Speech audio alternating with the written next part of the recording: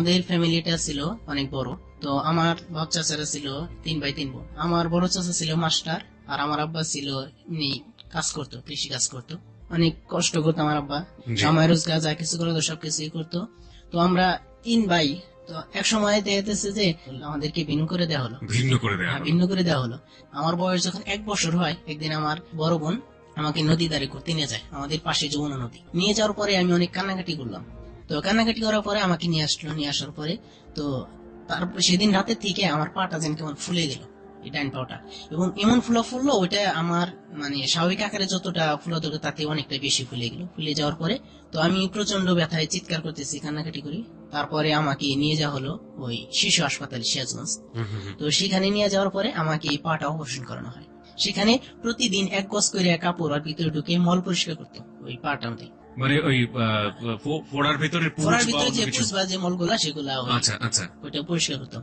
তো এভাবে দেখতেছে যে মানে অনেকদিন কষ্ট করার পরে আমার সুস্থ হয়ে আসলাম। তো যখন আমি ক্লাস 3 কি 4-এ উঠলাম, তখন দেখতেছে যে আমি 1 পা 2 পা হাঁটি। এবার 2-3 পা হাঁটার পরে দেখতেছে যে আমার পাটা একটু জায়গা যায়। কোন পা এটা? মানে ডান পাটা। আচ্ছা আচ্ছা। পরে এবারে দেখেছে, তখন আমার আব্বা বললো যে অন্যান্যর মতো করে হাঁটে, মানে অন্যান্য একটু এরকম মানে খুঁটতে দিয়ে হাঁটতো, যেটাকে বলা হয়। আচ্ছা, তার আগ পর্যন্ত কোনো সমস্যা হয়? হ্যাঁ, তারপরে হয়নি। তারপরে দেখতেছে যে ওইভাবে হাঁটার পরে তো আস্তে আস্তে দেখেছে যে যখন ক্লাস 5-এ উঠলাম, তখন দেখতেছে আমার পাটা আমার মাটি থেকে 2 ইঞ্চি উপরে থাকে সবসময় হাঁটার সময়। হ্যাঁ, হাঁটার সময়। এবং কি স্টিলও এরকম মানে টাইনা দিলা থেকে রক্তাতে। তো তারপরে যেটা হলো, তো ওইখানে আবার আমি কিছুদিন পরেই একটা ডাক্তার আসলে বিদেশ থেকে, যমুনা সেতু এখানে 20 টাকা করে মানে টিকিট নেওয়ার। কারণ তখন আমি আমার ফ্যামিলি থেকে কখনো আমাকে টাকা পয়সা দিত না, খুব কম, আর ছোট ছিলাম, ওইভাবে কেয়ার করতো না। তো আমি জীবনে প্রথম আমার বাবার পকেট থেকে 20 টাকা চুরি করে নিয়ে আমি তখন ওই ডাক্তারকে দেখাই 20 টাকা দেয়। এবং ওইখান থেকে 3 থেকে 4 কিলোমিটার হেঁটে যায়। তারপরে আমি ওইখানে ওই ডাক্তারকে দেখে, দেখানোর পরে বললো যে এটা তোমাকে অপারেশন করতে হবে, অপারেশন করলে হয়তো ভালো হবে এখন। তো যাই হোক, এটা আমি বাড়িতে বললাম কি, যখন আমি বাড়িতে আসলাম, আসার পরে তো আমার কথা শুনে আমি কোথায় গেছি এগুলা জানতে না যাই নাই। তো আমার আব্বা আমাকে অনেক মারধর করলো ওই সময়টাতে মারধর করলো। তো যাই হোক, করার পরে তো আমি ক্লাস 5-এ যখন উঠলাম, তখন ওইখান থেকে আমাদের বাড়ি অন্য জায়গায় নিয়ে আসলো। আচ্ছা। ওই নানার বাড়ির কাছে নিয়ে আসলো। তো নানার বাড়ির কাছে যখন থাকতাম, তখন ওইখানে দেখতাম সবাই স্কুলে যায়, আর আমরা যখন চলেছিলাম তখন দেখতেছে কেউ স্কুলে যাইতো না। তো তারপরে আমরা যখন নানার বাড়িতে নিয়ে আসলো, দেখতেছে যে অনেকেই দেখতাম জুতা বাইতে থাকতো। আমরা বালুতে সারাদিন ঘোরাঘুরি করতাম, এখানে আসলে দেখতেছে জুতা বাইতে থাকতে হইতেছে, শরীরে তেল তুল দিয়ে একদম স্মার্ট হয়ে থাকতে হইতেছে। তো দেখতাম এভাবে মনে করেন যে ক্লাস 5-এ যখন আমি পড়ি, 5-এ একদিন স্কুলে যাওয়ার পরে খেলাধুলা করি। ওরা সবাই খেলাধুলা করতেছে, আমিও খেলাধুলা করার এক পর্যায়ে তো একটা বল বাড়ি মারার সাথে সাথে আমি বলটা দৌড়া মানে ডেল দিতে একটু দেরি হওয়ার কারণে আমার এক ফ্রেন্ড বললো, কিরে ন্যাংরার বাচ্চা ন্যাংরা, তোরে তো এই জন্য রাখি না। তো যাই হোক, তখন আমার মনে অনেক কষ্ট লাগলো, এবং তারপরে থেকে আর কোনোদিন আমি কখনো বল খেলি না। এবং স্কুলে আসি, তো এসে মাদ্রাসায় পড়ি। তো মাদ্রাসায় আসার পরে শুধু বসে থাকি। আর পরের দিন থেকে আমি শুধু যখন ক্লাসে শুরু হয় তখন ক্লাস ঢুকি, মানে ক্লাসে এসে ঢুকার পরে যখন ক্লাস শেষ হয় 4টার সময়, তখন 4টার সময় আমি যাই। তারপরে থেকে আমি কোনো খেলাধুলা করি না, এবং কি আর তারপরে আর কোনো দিনও স্কুলেও না, বাড়িতেও না, কারোর সাথে কখনো মিশিও না, কোনো না, শুধু সারাদিন শুয়ে থাকি আর ওই পড়ার সময় পড়ি। তো এইভাবে যখন আমি ক্লাস 6-এ উঠলাম এবং 7-এর বছরটা পারি করে দিলাম, তো এটা যখন ফাইনাল পরীক্ষার রেজাল্ট দিল, তখন আমার রোল নাম্বার হলো 2। হ্যাঁ। তো এখন আমি যখন পড়াশোনা করতাম কিন্তু আমি আরবিটা বেশি ভালো জানতাম না। আরবি পড়তে পারতাম না, অন্যান্য সাবজেক্ট গুলো খুব ভালো পারতাম। তখন আপনি মাদ্রাসাতেই পড়তাম। আরবিতে ভালো পড়তে পারতাম না। ওই 8-এর বছরটা নোট দেখে পড়া যায়, নোটের ভিতরে বাংলা দেওয়া আছে, পড়া যায়। যখন ক্লাস 9-এ যাবো, তখন ওইখানে আবার শুধু আরবি, এখানে কোনো বাংলা দেওয়া নাই, খালি অর্থ দেওয়া আছে, কিন্তু ওইটার আরবির উচ্চারণ বাংলাতে দেওয়া নাই। তো তখন আমি আমার আব্বাকে বললাম যে, আব্বা তাহলে তো এরকম দেওয়া নাই, তো আমি তাহলে হ্যাফজখানা করবো। তো আচ্ছা ঠিক আছে, হ্যাফজখানা। তখন আমাকে আমার এক খালাতো ভাই এক মাদ্রাসাতে নিয়ে যাওয়ার পরে ওখানে আমি ইন্টারভিউ দিলাম। তো দেখা যাচ্ছে যে আমি অক্ষরগুলা সুন্দরভাবে উচ্চারণ করতে পারি না পারার কারণে সেখানে আমার রাখলো না। তো তারপরে বললো যে এখানে তো রাখা যাবে না। তখন আমি কি করলাম, চলে আসলাম। আমি চলে এসে বাড়িতে আর বললাম না বলে আমি আবার ইউনিয়নতে ওইখানে গোবিন্দাসী না, ওইখানে হাফিজিয়া মাদ্রাসা আছে, সেখানে ভর্তি হলাম। আচ্ছা। ভর্তি হওয়ার 6 মাস ওখানে আমি ক্লাস করলাম। মাদ্রাসায় করতাম। তখন কি আপনি এই যে বাংলা পড়া লাইন যেটা সেটা বাদ দিয়ে দিয়েছেন? হ্যাঁ, বাংলা পড়া বাদ দিয়ে আমি এই তো ক্লাস 8 এ থাকা অবস্থায়? হ্যাঁ, 8 এ থাকা অবস্থায় ওকে। তো বাদ দিলাম। ওখানে 6 মাস আমি পড়লাম। এখন আর আমার আব্বা আম্মা বললো যে তোমাকে আর দাখিল মাদ্রাসায় ভর্তি হতে হবে না, তোমাকে হাফেজি বানানো হবে। তো 6 মাস থাকার পরে আমার এক খালাতো ভাইয়ের সাথে চলে যাই এলাঙ্গাতে এক মাদ্রাসাতে। তো মাদ্রাসায় যাওয়ার পরে তো ওইখানে গিয়ে আমি 500 টাকা দিয়ে ভর্তি হয়ে আসি এক বছরের নামে। মানে আচ্ছা। 500 টাকা দিলে 1 বছর পড়া যায়। মানে ওখানে পড়া যাবে এবং থাকা খাওয়ার সব ওইখানে। তো তারপরে আমি ওইখানে যাওয়ার পরে তো দেখা যাচ্ছে যেখানে আমি কোরআন শরীফ পড়তাম ওখানে যা হিয়া কি অবস্থা যে আমি এখন সহিষ্ণুতা ভাবে পড়তে পারি না, আমাকে কায়দা দেওয়া হলো এবং 15 দিন কায়দা করলাম। এখন দেখা যাচ্ছে কোরআন শরীফ পড়তাম, আমার যারা ফ্রেন্ড সার্কেল তারা সবাই কোরআন শরীফ পড়তেছে, আমি কায়দা করতেছি, কেমন মানে খারাপ লাগে। তো এর কয়েকদিন পরে একটা ছেলে আসলো, নাম শুভ, বয়স 8 কিংবা 9 বছর এরকম। তো ওইখানে হেফজখানায় সাধারণত হাফেজ, তারপর নুরানি বিভাগ, তারপরে নজরানা সবগুলি একসাথে মানে ক্লাস করা হয়। তো থাকার পরে ওই ছেলেটা আইসা আমার পাশে বসলো। তারপরে ওর আমি বসেছি, ওর সাথে কথা বললাম এক পর্যায়ে, ঠিক আছে। তখন তার থেকে 4 থেকে 5 দিন পর দুপুরে খাওয়া লাঞ্চ শেষ করছি। শেষ করার পরে ওই ছেলেটা এসে বলতেছে যে মাসুম ভাই তোমাকে আমার আম্মু যাইতে বলছি। তো বললাম যে আমাকে তোমার আম্মু যাইতে বললো, তো তোমার আম্মুকে আমাকে চিনে? তো বলতেছে হ্যাঁ। তখন ভাবলাম যে ছোট মানুষ কিনা কি বলবো, তো ওর কথা মতো ওর সাথে চলে গেলাম। আমাকে দাওয়াত দেওয়া হয়েছিল খাওয়ার জন্য। যাই হোক, ওখানে আমি খাওয়া দাওয়া করলাম। খাওয়া দাওয়া করার পরে আমার যে হোটেলে খাওয়া দেয় সেগুলা ভালো লাগে না। তো আমি তখন একবার ওই শুভর আম্মার দিকে তাকিয়ে রইলাম এবং আমি তাকে মানে এক পর্যায়ে মানে ভাবি যে একে যদি আমি খালামা বানাইতাম, এর সাথে কোনো আপন একটা সম্পর্ক করলে হয়তো এখান থেকে আমি মানে পড়াশোনা করতে পারতাম, মানে এই বাসাটা থেকে পড়াশোনা হ্যাঁ, করতে পড়াশোনা পারেন। করতে পারতাম। আর এই শুভ তাদের বাড়ি থেকে পড়াশোনা করতো? হ্যাঁ, বাড়ি থেকে পড়াশোনা করতাম। আচ্ছা। তো তখন তাকে আমি বললাম যে অনেকক্ষণ তাকে বললাম যে আপনি কে দেখি আমার খালাম্মার মতো মনে হয়, আপনি যদি কিছু না মনে করেন তো আপনাকে আমি খালাম্মা বলে ডাকবো। তো তখন উনি বললেন হ্যাঁ তুমি আমাকে অবশ্যই তুমি খালাম্মা বলে ডাকবা, শুভ যেমন আমার ছেলে তুমি আমার একটা ছেলে। বাহ। তো যাই হোক, এই চিন্তা নিয়ে আমি তারপর থেকে ওদের বাড়িতে মাঝে মধ্যে যাই। যখন যাই তখন মনে করেন যে অনেক কিছু নিয়ে যায়। আর আমার এদিকে তো এখন যখন আমি হেফজখানা পড়তেছি তখন আমার কোনো টাকা পয়সা অভাব নেই, যখন যা চাই তাই দেয় বাড়ি থেকে? হ্যাঁ, বাড়ি থেকে। এবং কি আমার টাকা যদি মানে শেষ হওয়ার আগে 7 দিন ঘুরে গেলে 7 দিন পরে যদি আমি বলতেছি যে টাকা দাও, দেওয়ার সঙ্গে সঙ্গে 2000-3000 দিয়ে দিতেছি। তখন ওইখানে শুভর 2টা বোন ছিল, একটা ছিল সুমি আর একটা ছিল সোনিয়া। সোনিয়া 8 এ পড়তো আর সুমি ক্লাস 7 এ পড়তো। তো ওইখানে যাই, যাওয়ার পরে তাদের সাথে কথাটা বলি এবং আমি তো ক্লাস 8 পাস করে গেছি, মেয়েটা মাতার সাথে পড়ে। তো আমি তো 8 এর সব অঙ্কগুলি করতে জানি, তো অঙ্ক করে দেই। তো ও মাদ্রাসায় পরে কিন্তু তো আরবি জানে না। তো তখন শুভর আম্মা আমাকে বললো যে তাহলে বাবা তুমি ওকে একটু আরবি শিখে। ওকে। তো আসতাম তাদের সাথে মনে করেন যে আরবি পড়াতাম এবং বাংলা ইংরেজি আর অন্যান্য সাবজেক্ট যেগুলো আছে তো আমি তাদের পড়াইতাম। আপনার পায়ের তলদেলে কি অবস্থা? আমার পা তো অবস্থা তার থেকে আরো দেখতেছে 3 ইঞ্চি উঁচা, মানে 2 ইঞ্চি থেকে আরো 3 ইঞ্চি হয়ে 3 গেছে। ইঞ্চি হয়ে গেছে। তার মানে পুরোপুরি আপনাকে খুঁড়িয়ে খুঁড়িয়ে হাঁটতে হয় হ্যাঁ, এবং খুঁড়িয়ে কোনো ধরনের ডাক্তারি কোনো প্রেসক্রিপশন আপনি নিচ্ছেন না বা কোনো না। ধরনের অপারেশন হ্যাঁ, করেন? এখন যেটা হয়েছে যে আমাদের টাঙ্গাইলে ঢাকা ক্লিনিকে না, ওই ক্লিনিকে ডাক্তার মনিরুজ্জামানকে দেখাইছিলাম। ওই ডাক্তার মনিরুজ্জামান বলছিল যে পাওটা অপারেশন করলে ভালো হবে। তো অপারেশন করার জন্য তখন বাড়িতে বলার পরে আমার কথা এটা গ্রহণযোগ্য মনে করে। তার মানে আপনাকে ওটা ফাইনালি একদম ওইভাবেই নিয়ে চলতে হচ্ছে এবং ওইভাবে আজ অবধি চলতেছে। আপনি এভাবেই আছেন হ্যাঁ, এইভাবে আছে। এবং সবাই আপনাকে প্রতিবন্ধী হিসেবেই হ্যাঁ, চিনে। সব প্রতিবন্ধী হিসেবে চিনি। ওকে। তো এই নিয়ে মানে যে অপারেশন করায় না, এটা নিয়ে 3 বছর আমি আমার বাবার সাথে কথা বলিনি ওই সময়টাতে? হ্যাঁ, ওই সময় থেকে সবকিছু করতে যা এখন দেখতেছে যে আমাদের যে বিষয়টা সেটা হলো যে টাকা পয়সা যা কিছু দরকার পড়তো তা আমার কাছে চাইতাম, আম্মাই দিত। আর আব্বা তো বিজনেসের নিয়ে ব্যস্ত থাকতো সবসময়। দেখতেছে যে সপ্তাহে 2 দিন আসলো, হাট করে আবার চলে গেল। আবার কয় টাকা লাগতো অপারেশনটা করতে? এইটা অপারেশন করতে মাত্র 20,000 টাকা লাগতো, কিন্তু ইচ্ছা করলে সে দিতে পারতো, কিন্তু সেই ইচ্ছাটাই সে পোষণ করেনি। এবং যার কারণে আপনাকে সারা জীবন। আরেকটা কথা আছে যে যখন ওই আমি হেফসানা পড়ার সময় তখন আমার বড় ভাইকে আমার আব্বা 3,70,000 টাকাতে বিদেশ পাঠাইলো ভাড়া। তো তখন আমি বলছিলাম দেখেন আব্বা, তো ভাইয়াকে যে 3,20,000 টাকা দেয় মানে বিদেশ পাঠালেন, অথচ আমাকে 20,000 টাকা হইলে পাউডার অপারেশন করাতাম, তো অপারেশন তো করে দিলেন না। তো আব্বা আর কিছু বলে না, মানে বকা দেয়। এবং তার সামনে আমি খুব কম যাইতাম, ঠিক আছে। এবং এমনি টাকা পয়সা ছিল কিন্তু মানে সে শিক্ষিত ছিল না, যার কারণে তাকে কখনো ছেলেকে কাছে ডাইকে নিয়ে বসায় কখনো আদর করে বলতো না কোনো কিছু। টাকা পয়সা পাইছি, সবকিছু পাইছি, কিন্তু কখনো আদর স্নেহ, বাপের যে আদর স্নেহ, যে পড়াশোনা ঠিক মতো করছি কিনা এ কেয়ার নিত না, কোনো কিছুই কেয়ার নিত না। আচ্ছা আচ্ছা, তারপরে আপনি যেটা বলছিলেন যে ওইবারে যাওয়ার পরে ওনার সাথে মানে ভালো সম্পর্ক করলাম, খালামা বানানোর পরে তো উনি মানে অনেক আদর করতে এসছে।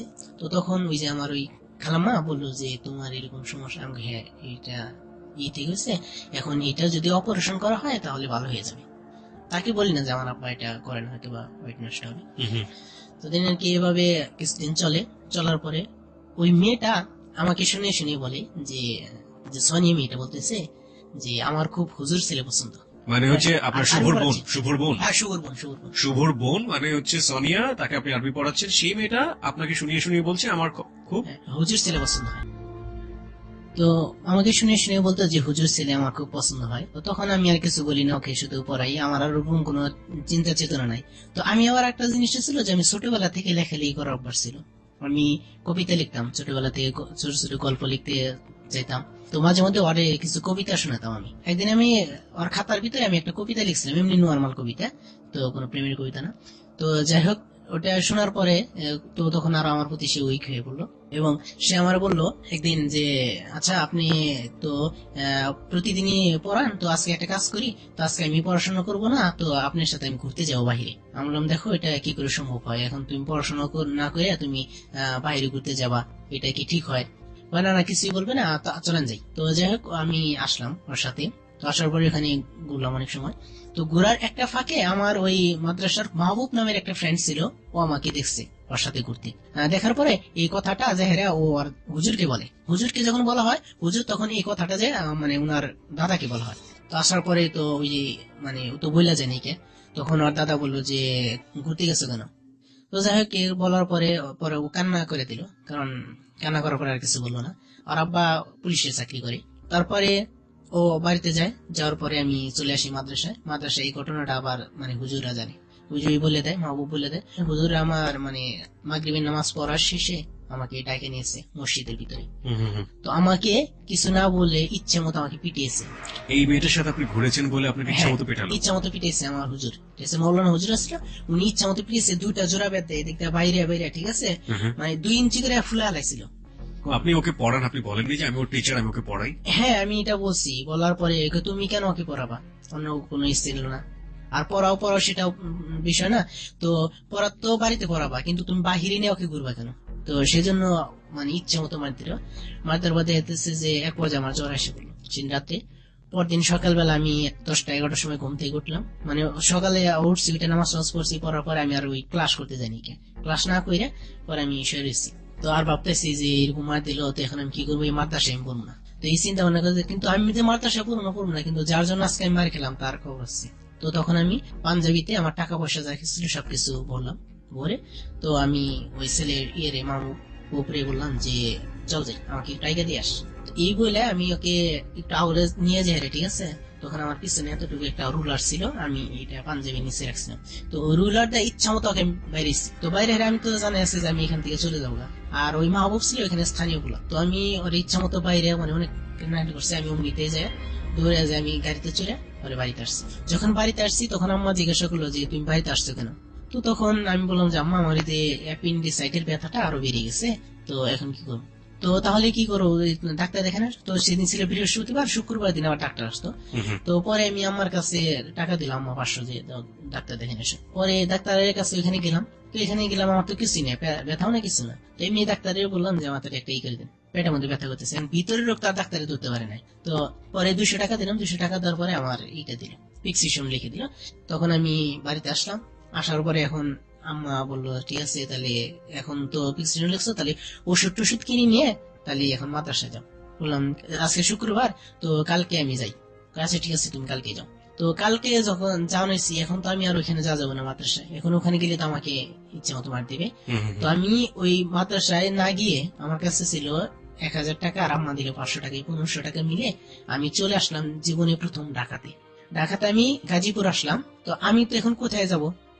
ওইখানে আবার আমার ওই যে আব্বার হইতেছে ফুফাতো ভাই থাকতো, ওনার আবার 2টা মেয়ে আছে, একটা মেয়ে আছে আর একটা লিখে তার ভাইয়ের মেয়ে। তো যাই হোক সেখানে আসলাম। তো আসার পরে তখন ওই যে আমার ওই চাচা ফোন দিছে যে মাসুদ তো এখানে আইছে, মাদ্রাসা তো জানি ঢাকায় পড়ছে। তো তখন তো আম্মা অনেক বকা দিল, কাকারা। তো তখন বকা দেওয়ার পরে তো আমি এখন একটা ছোট ধরনের, কিসের জন্য গেছো তুমি ওখানে?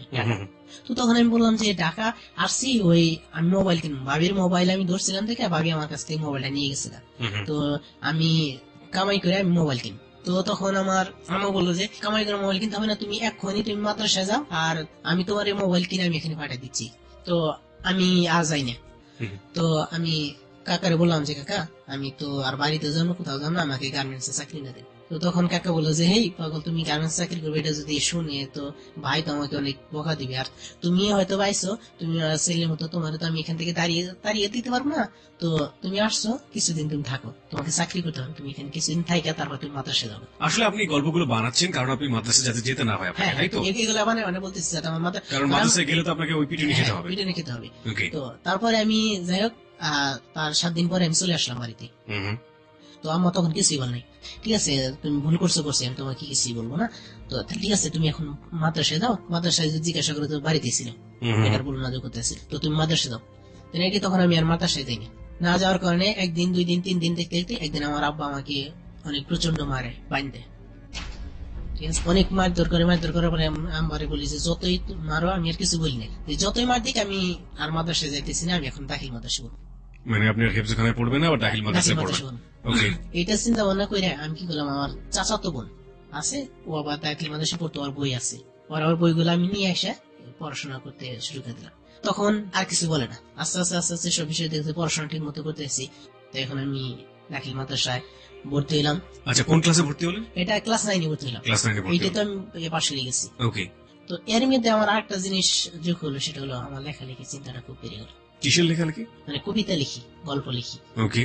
তো আমি এখন ইদানিং কিবা মানে পড়াশোনা বাদ দিয়ে কিছু কিছু গল্প লিখতে চিন্তা ভাবনা করি, কবিতা লিখতে চিন্তা করি, দেখতেছি যে পড়াশোনাটা তেমন করতেছে।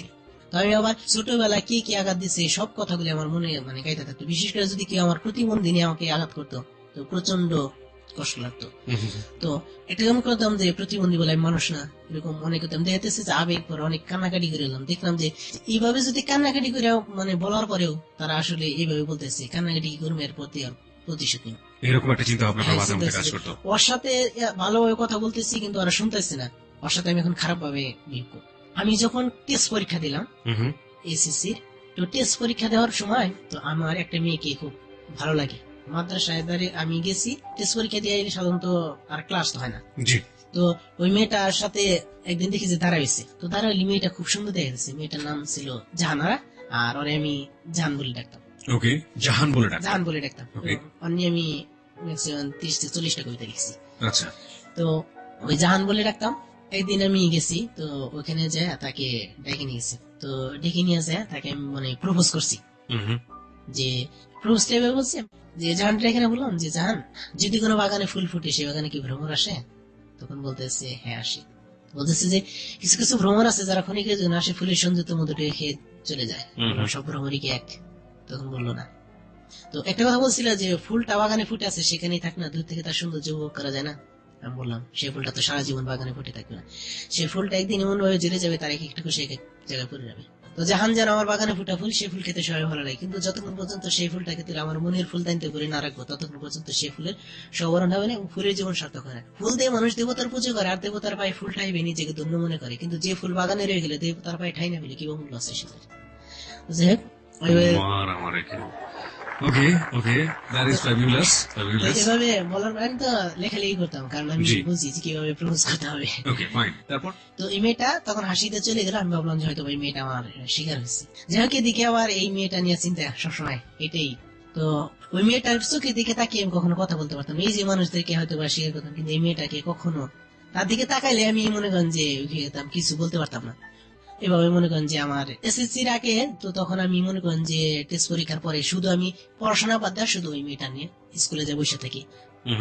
তারপরে আমি একটা কাজ করলাম, আমি 10টা কবিতা লিখলাম অন্যি।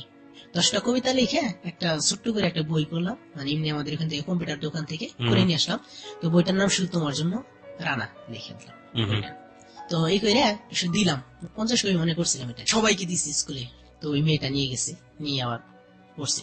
এর মধ্যে তো আমার এক বান্ধবী ছিল মমতা নাম, তো ওকে আমি একটা ছবি অ্যাড করে দিয়েছিলাম, আমি ছবি অ্যাড করতে জানি।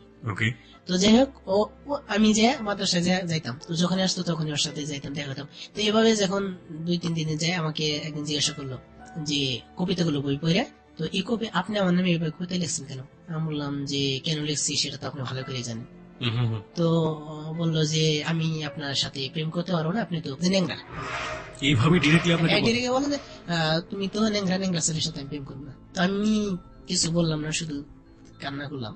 তো তখন আমি বললাম যে ঠিক আছে, তুই যখন এই কথাটা বললি, আমি প্রতিবন্ধী, তোকে আমি দেখে দেবো এবং তোকে আমি ভালোবাসার ফাঁদে ফালাবই, এটা যে করে এনি হাও, যে কোনো কারণে। এই জাহানকে? জাহানকে। হুম, তো দেখা যাচ্ছে যে মাদ্রাসায় যে সময়টা থাকতো সেই সময়টা আমিও থাকতাম। এখন ওরাও ছিল আবার জোলা তাঁতি, হুম, হুম, হুম। তাঁত ছিল। তো আমি কি করতাম যে ওইখানে আবার কাজ করতাম বলতে একদিন আমি যাই ওখানে, যাওয়ার পরে দেখা যাচ্ছে যে আমার চাচাতো মামার শালা একটা ওইখানে তাঁতের কাজ করে। তো তার কাছে ডিটেলস ঘটনাগুলি বললাম, বলার পরে কয় ঠিক আছে, আচ্ছা তুমি আসো। এদিকে আমি পড়াশোনা কিছুই করি না। সকালে মাদ্রাসা আসি, মাদ্রাসা যখন ওদের ক্লাস শেষ হয় তখন আবার যাই, আবার যাই ওই ওদের তাঁতের ওইখানে যাই বসে থাকি, সন্ধ্যার সময় আবার বাড়িতে আসি। তো এভাবে চলতেছে আমার সময়। তো যাই হোক এভাবে করতেছি করে করে অনেকদিন ওই মেয়েটা বের হয়ে আসছে। হয়তো বা ও অনেকদিন আগে থেকে আমাকে ফলো করে এবং দেখছে। একদিন এসে বলতেছে যে হায়রে ভালোবাসা, হায়রে ভালোবাসা। তো ভালোবাসার জন্য মানুষ এগুলো করে। তো যাই হোক আমি তো খুব ভক্ত হয়েছি ওরে, মানে ওকে আমি পেতেই হবে। একদিন আমার এক মানে বিআই সম্পর্কে, তো বিআই আমাকে বললো যে তুই এরকম এরকম কাজ করস, তো তাহলে একটা কাজ কর, তো চল একটা কবিরাজের কাছে তোকে নিয়ে যাই। কবিরাজের কাছে নিয়ে যাই, কবিরাজে কিছু দিলি ওই মেয়েটা তোর প্রেমে বেড়ে যাও। তো যাই হোক ওই মেয়েটা আমি কবিরাজের কাছে দিলাম, কবিরাজের কাছে যাওয়ার পর 101 টাকা নিল কবিরাজে। তো আমাকে বললো যে তুমি এই ইটা নিয়ে, তাবিজটা নিয়ে ওদের যে ও যেখানে থাকে সেখানে পুঁতে রাখবা, আর রাতে গাছের ডালে উঠে বলবা 1 2 3 জানারে আমার কাছে এনে দিন। মানে এটা ও যা বলতো আমি মনে করছি যে এটাই সঠিক হবে। হুম, হুম। তো তখন আমার বাড়ির পাশে একটা ছিল মানে আম গাছ। তো এখন তো আমি ওইখানে থাকি, এখন কিভাবে ওইখানে যাই, ওদের বাড়ির ভিতরে যাই। তো এবার যাই মাঝে মধ্যে, ঠিক আছে, ওইখানে বসে থাকতে থাকতে থাকতে একদিন ওর আম্মা, ওর আবার সৎমা জাহানার, ওর সৎমা আমারে বলতেছে যে বাবু, তো আমাকে একটা কাজ করে দিবে। কি কাজ? আমাকে একটু তেল এনে দিবে। পরে দোকান দিকে যায়, হুম, হুম। এনে দিলাম। ওই ফার্স্ট ওদের বাড়িতে আমি যাই। তো যাওয়ার পরে দিয়ে আসি দেখি যে ওইতে দাঁড়াইছে। হুম, হুম, এখন আমি আর এখান থেকে যাই না, অনেক সময় মানে দাঁড়িয়ে থাকলাম, ওরে দেখলেই ভালো। হুম, হুম। তো ওই মেয়েটা ঘরে চলে গেল, তখন আমি বুঝলাম যে এই রুমটাতেও থাকে। তো কি করলাম, ওইটা নিয়ে আস্তে আস্তে ওইখান থেকে নিয়ে, যে আমি তো চিনে রাখছি এটাই ওর রুম। তো তখন ওইটা ওর ভিতরে ঢুকাইলাম, ঢুকানোর পরে তো রাতে আমি অনেক ভয় পাইতাম। তো সেদিন রাতে আর কোনো ভয় নেই। তো আমি রাতে গাছের ডালে ওইটা বলতেছি 1 2 3 জানারে আমার কাছে নাই দিন। এভাবে বলছি রাত 12টা থেকে শুরু করা। রাত 12টা থেকে আমি 2টা পর্যন্ত বলছি। 2টার সাথে 2:30 বাজে যাচ্ছে গিয়ে। এখন মেয়েও আসে না, কিছু আসে না। আমি তাড়াতাড়ি, যখন আমি একটু পরে বুঝলাম যে এটা কিছুই না, তো তখন আমি তাড়াতাড়ি নেমে আসলাম। গাছ থেকে নেমে আসে মানে রুমে এসে শুয়ে বললাম। ওকে, তারপর? তো তারপরে যাই হোক এভাবে মনে করেন যে কোনো মতে ওটা হলো না। বললাম যে এই কবিরাজটা হবে না, যা করে আমার কি করতে হবে। তো এইভাবে ওর পিছনে ঘুরি এবং মাঝে মধ্যে কবিতা লিখি। একটা কবিতা বলবো? বলেন বলেন, মন খুলে বলেন। এই পথ দিয়ে চলতো জাহান আসবে আবার ফিরে, নিশীত রাতে স্বপ্নে দেখি আজকে তাকে ঘিরে। হলুদ পাখি ডাকতো তাকে, সে চাইতো না ফিরিলা, যে এই পথ দিয়ে চলতো জাহান সকাল সন্ধ্যা সাথে। বনু ফুলের সুবাস নিতে এলিয়ে দিত গা, দুষ্ট সেসব বনলতা জড়িয়ে দিত পা। হাসতো জাহান তুলতে সে ফুল, কাঁপতো হিয়া চলতো চটুল, এই পথ তো আজও আছে জাহান চলার স্মৃতি বুকে। এই পথ দিয়ে চলতে আমার দুঃখ বাজে থেকে থেকে, পথে দ্বারে বুকুল তলে আমার জাহান গাত্তমালা, একা একা গভীর মনে প্রেম পেয়েছি খেলতে খেলা। এসে আমি যাই যে থেমে ওই ওখানে কইত কথা, জলের সাথে শাপলা তোলে আমার জানির বিরহ গান, কানে কানে যাই যে। পথের দ্বারে বুলবুলিরা আমার জানের কণ্ঠ শুনে সুর মিলিয়া গাইতো যে গান। বনভীতিকার আপন ছায় আমার জান বসতো, নদীর সাথে পাখির সাথে মনের কথা বলতো। এসব স্মৃতি গেতে মালা পরেছি হাই গলে, পথের সাথী হয়েছে গো পরম কৌতূহল। Wow, wow, super, excellent, fine. তো তারপর? এভাবে মানে কবিতা লেখাম, এভাবে অর্ধে মনে করেন 30 থেকে 35 টা কবিতা লিখছি এবং শ্রমোট 150 মতো কবিতা লিখছিলাম। 2টা উপন্যাস লিখেছি, মৃত্যু দ্বারে দাঁড়িয়ে, বেদনার নীল পদ্ম ফুল। মৃত্যু দ্বারে দাঁড়িয়ে যে উপন্যাসটা, সেটা হলো ওই জাহানারাকে নিয়ে লেখা। আর মৃত্যু দ্বারে দাঁড়িয়ে এই উপন্যাসটা লিখে আমি বপুর উপজেলা থেকে আমি ক্রেশ পাইছি এবং সুমনের ক্রেশ পাইছি। আপনি বললেন আমি সেটা দেখে থাকি জি প্লিজ। এবং বিশাল সেখানে ক্রেস্ট। আমি 3 জন পুরস্কার পাইছিলাম টাঙ্গাইল ডিস্ট্রিক্টের ভিতরে, আমি একজন। বাহ বাহ, বিশাল এক ক্রেস্ট। আমরা ক্রেস্টার ছবি দেখাতে পারি। প্রিয় শ্রোতা, আমরা ক্রেস্টার ছবি এই মুহূর্তে ফেসবুকে দিয়ে দিচ্ছি। ওর প্রতিভার যে স্বাক্ষর, সেই স্বাক্ষরের সম্মাননাও পেয়েছে ওর এলাকা থেকে। আমরা ছবিটা দিয়ে দিচ্ছি আমাদের ফেসবুকে ঠিকানা facebook.com/abcradiofm89.2। আপনি ওখানে যাবেন, যাওয়ার পরে আপনি লাইক দেবেন, লাইক দেওয়ার সঙ্গে সঙ্গে আপনি যাহা বলিব সত্য বলিবার মেম্বার হয়ে যাবেন। মাসুদ, আমরা ঘটনার একটা পেছনের দিকে রয়েছে একেবারে। আপনি যে ঘটনায় এসেছিলেন যে একটা মেয়েকে আপনি প্রপোজ করলেন, তার আগের পরিস্থিতি হচ্ছে আমি যে ওটা তো এসএসসি তে গেছে গা, এসএসসি ফাইনাল পরীক্ষাতে, এটা আমি টেস্ট পরীক্ষার পর থেকে বলছেন। মানে এইরকম একটা চিন্তা ভাবনা মাথার মধ্যে আসার পেছনের কারণটা হচ্ছে এই ধরনের রিলেশনশিপ। ওকে, আমরা সেটা আরো পরিষ্কার করতে চাই। তারপর কি হলো? তারপরে যাই হোক, এভাবে ওই মেয়েটাকে বলি, কবিতা টবিতা লিখে দেয়, ই করি, তো মানে কোনো মতে এই মেয়েটা ই করে না, রাজি হয় না। তো এক পর্যায়ে দেখা যাচ্ছে যে এভাবে অনেকদিন বলার পর আমিও হাল ছাড়ি না। তো আমি ভাবি যে একবার না পারিলে দেখো শতবার। তো আমি ওরে একবার প্রপোজ করেছি, ওরে আমি একদিন হলে আমি প্রেমের ফাঁদে ফাঁদাবো। এরই মধ্যে আমার রেজাল্ট বের হয়ে গেল এসএসসির। তো এসএসসির যখন রেজাল্ট বের হয়ে গেল, তখন আমি বললাম যে আমি তো এসএসসি পাস করছি। তো তখন বললো যে ভালো ভালো, এটুকুই বললো। তো তারপরে ওরে এইভাবে বললাম 2 মাস 3 মাস বলার পরে কোনো মতে রাজি না, কোনো মতে রাজি না। আমি বললাম দেখো, ও আমাকে ইনসাল্ট করে, আমি ওকে আরো মানে ও যত আমাকে দূরে সরে দিতে চাই, তত আমার কাছে যেতে চাই। তো তারপরে এভাবে 3-4 মাস যাওয়ার পরে ও আমাকে একটা কথা বললো যে আমি আসলে তোমাকে, তুমি যেভাবে ঘুরতেছো আমার সাথে, আর সত্যি আমি তোমাকে তোমার ভালোবাসাতে আমি সাড়া না দিয়ে পারলাম না, তোমার সাথে আমি প্রেম করবো। তো একটা কথা আছে, সেটা হলো যে তুমি তোমার যদি পাটা অপারেশন করতে পারো, তাহলে আমি তোমার সাথে বিয়ে করব। তো বলতে আসলে আপনি খুব ভালো। এবং এর মধ্যে একটা ঘটনা হয়েছে, সেটা হলো যে আমার আগে অন্য একটা ছেলে মানে অ্যাফেয়ার ছিল। তো থাকার পরে ওই ছেলেটা আমার থেকে ভালো দেখতো, চেহারা খুব সুন্দর ছিল, কিন্তু দেখতেছে যে এক সময় ওর সাথে চিট হয় বা প্রতারণা হয়। তার মানে মেয়েটা আপনাকে যেটা বললো জাহান, যে হ্যাঁ আমি রাজি আছি, কিন্তু তোমার পাটা ভালো করতে হবে, নইলে আমি আমার পক্ষে সম্ভব না, তাই তো? তারপর ওর কথা মতো আমি শুনে আমি বললাম আচ্ছা ঠিক আছে, তুমি আমাকে 6টা মাস সময় দাও, 6 মাসের ভিতরে আমি পা অপারেশন করে আসবো, এবং তুমি যেহেতু বলছো তোমার জন্য আমি সবকিছু করতে পারি। তো যাই হোক, এই কথাগুলি যখন আমি আমার বাবা মাকে বলি যে মা বাবা আমার পাটা অপারেশন করে দাও, তো এই কথা বলে আমার বাবা মা আমার কোনো কথা শুনে না, এবং আমাকে কখনো ভাবে না যে আমার পাটা নিয়ে যে আমার ছেলেটার কি অবস্থা, এই ছেলেটা কিভাবে হাঁটে। যখন রাস্তাঘাটে হাঁটি তখন মানুষ দেখে আমার হাসাহাসি করে, এবং মানুষে অনেক ইনসাল্ট করে যে ন্যাংরে গেতেছে। তো এরকম যখন কথা মানুষ অনেক বলে, আমার খুব খারাপ লাগে। তো যখন আমি আমার মাকে বলি, আমার মা একটু তো বুঝতে চায়, যেহেতু মা। তো আমার বাবাকে, ভাইকে, আর যারা আছে তাদেরকে যখন এই কথাগুলি আমি বলি, তারা আমার কথাগুলি বুঝি না।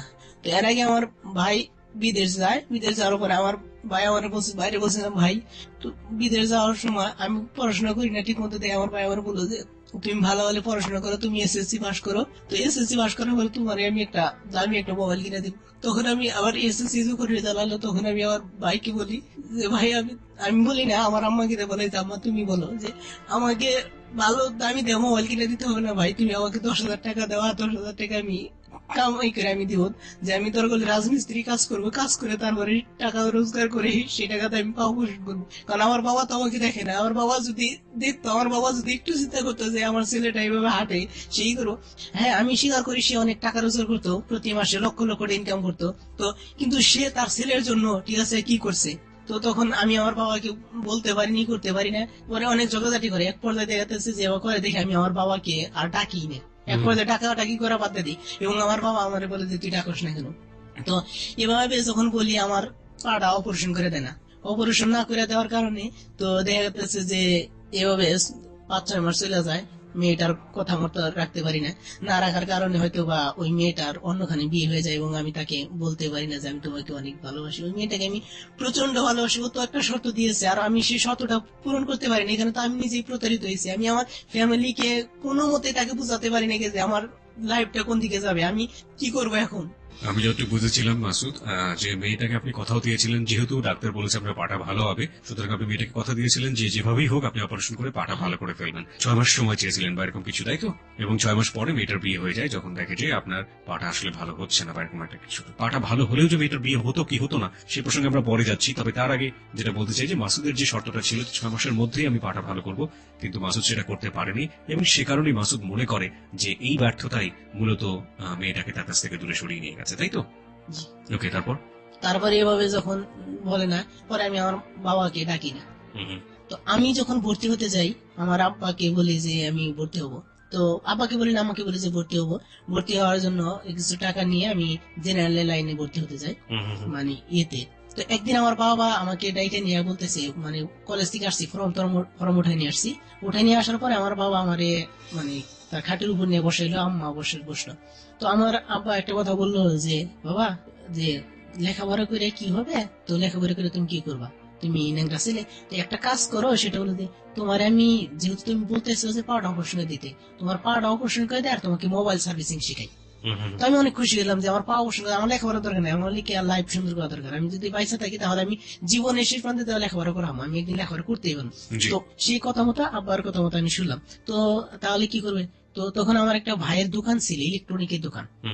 তো আমার আব্বা বললো যে এই দোকানে তুমি প্রতিদিন সকালে ভাত নিয়ে যাবা আর আসবা ওই ওকে খাওয়ানোর জন্য। তো যাই হোক, তার কথা মতো আমি ওই দোকানে ভাত নিয়ে যাই আসি। তো দেখাতেছে যে এভাবে কিছুদিন মাসখানিক যাওয়ার পরে আমার ভাই আমার সাথে খারাপ বিয়ে করে, এই দোকানে আসিস কেন। এবং আব্বা আমার বলে, আমার ভাই ওটা মানে যা দিত ইচ্ছা মতো খালি খরচ করতো, হিসাব রাখতো না কোনো সময়। তো আমাকে আব্বা বলতো যে তুই যা দোকানে হিসাব নিবি। তা আমি যদি বলতে গেতাম, তো তখন আমার বলতো যে দোকানটা তোর না আমার। বললাম তোমার, তাহলে তুমি আমার কাছে হিসাব নিয়ে আসকে, এবং তুই ছোট আর আমার কাছে। এখন দেখা যাচ্ছে যে দোকানে গেলে খেলাও আমার সাথে অনেক খারাপ ব্যবহার করে, তো দোকান থেকে যদি বাড়িতে আসি, বাড়িতে এলে খেলা আব্বা আমার সাথে খারাপ ব্যবহার করে, মানে কোথাও যাইতে পারি না। তো এইভাবে কইতে কইতে একবার আমি যাবোই না দোকানে। তো দোকানে না যা, তখন আমার বললো তুই দোকানে না যাস না, গেলি তুই কামাই রোজগার করে রেখে যা। তো এইভাবে বলা, লেখাপড়া কি বন্ধ হয়ে গেল? হ্যাঁ বন্ধ হয়ে গেল এসএসসি পাস করার পরে। হ্যাঁ, এসসি পাস করার পরে। ওকে। তো বললাম কামাই রোজগার করে খামো, আমি কি কামাই করে খামো, এখন কই যাবো আমি, এখন আমার এই পা নিয়ে আমি এখন কোন চাকরি করবো। গার্মেন্টস চাকরি করলে তো দেখা যাচ্ছে যে অনেক কষ্ট, ইয়ে করতে হবে, দাঁড়ায় থাকতে, কাজ করতে হবে, ইয়ে করতে হবে।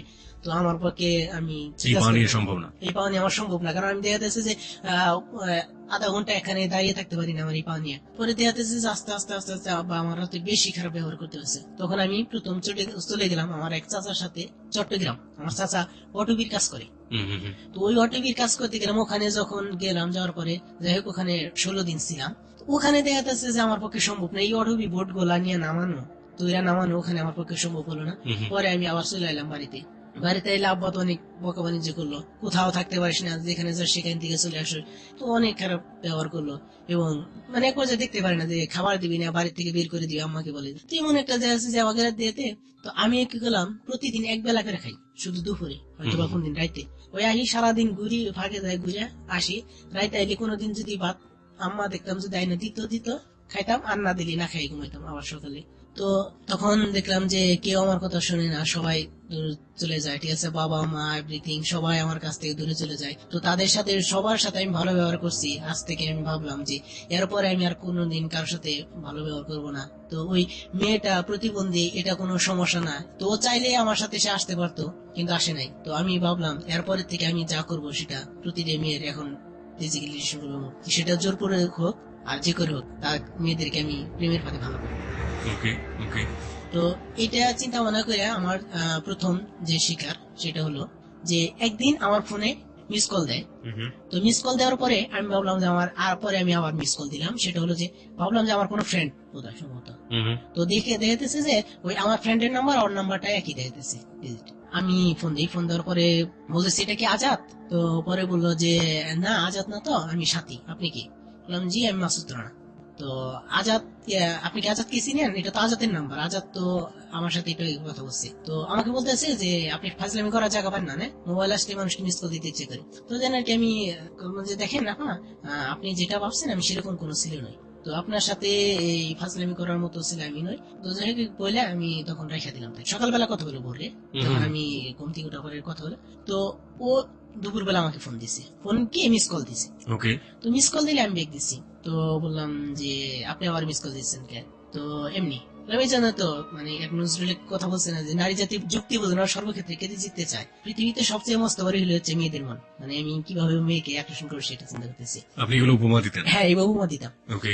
তো দেওয়ার পরে তার সাথে মানে আপনি তো সুন্দর করে কথা বলতে জানেন। আমি বললাম সুন্দর করে কথা বলতে জানি কিনা জানি না, তো চেষ্টা করি। তো আমাকে বলতেছে কি করেন? তো বললাম যে লেখাপড়া করি। কোথায় লেখাপড়া করেন? আমি তখন লেখাপড়া করি না, এখন এটাকে মিথ্যা কথা বলেছেন।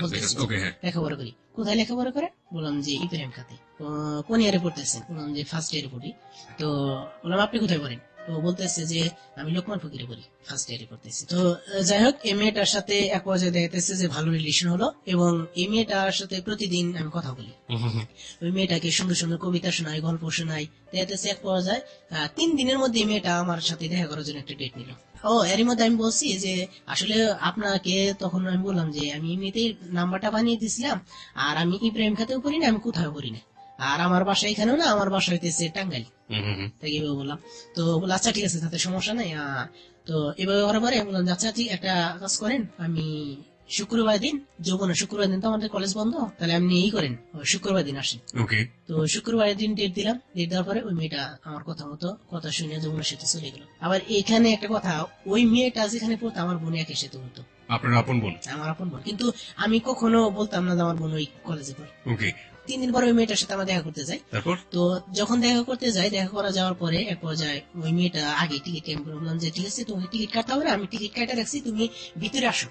হুম হুম হুম। ঠিক আছে। আর ওইখানে আবার যে টিকিট ওগুলো সব আমার পরিচিত, কারণ ওখানে আমার টিকিট কাটতে লাগে না, এমনি যাওয়া যায়। ওকে।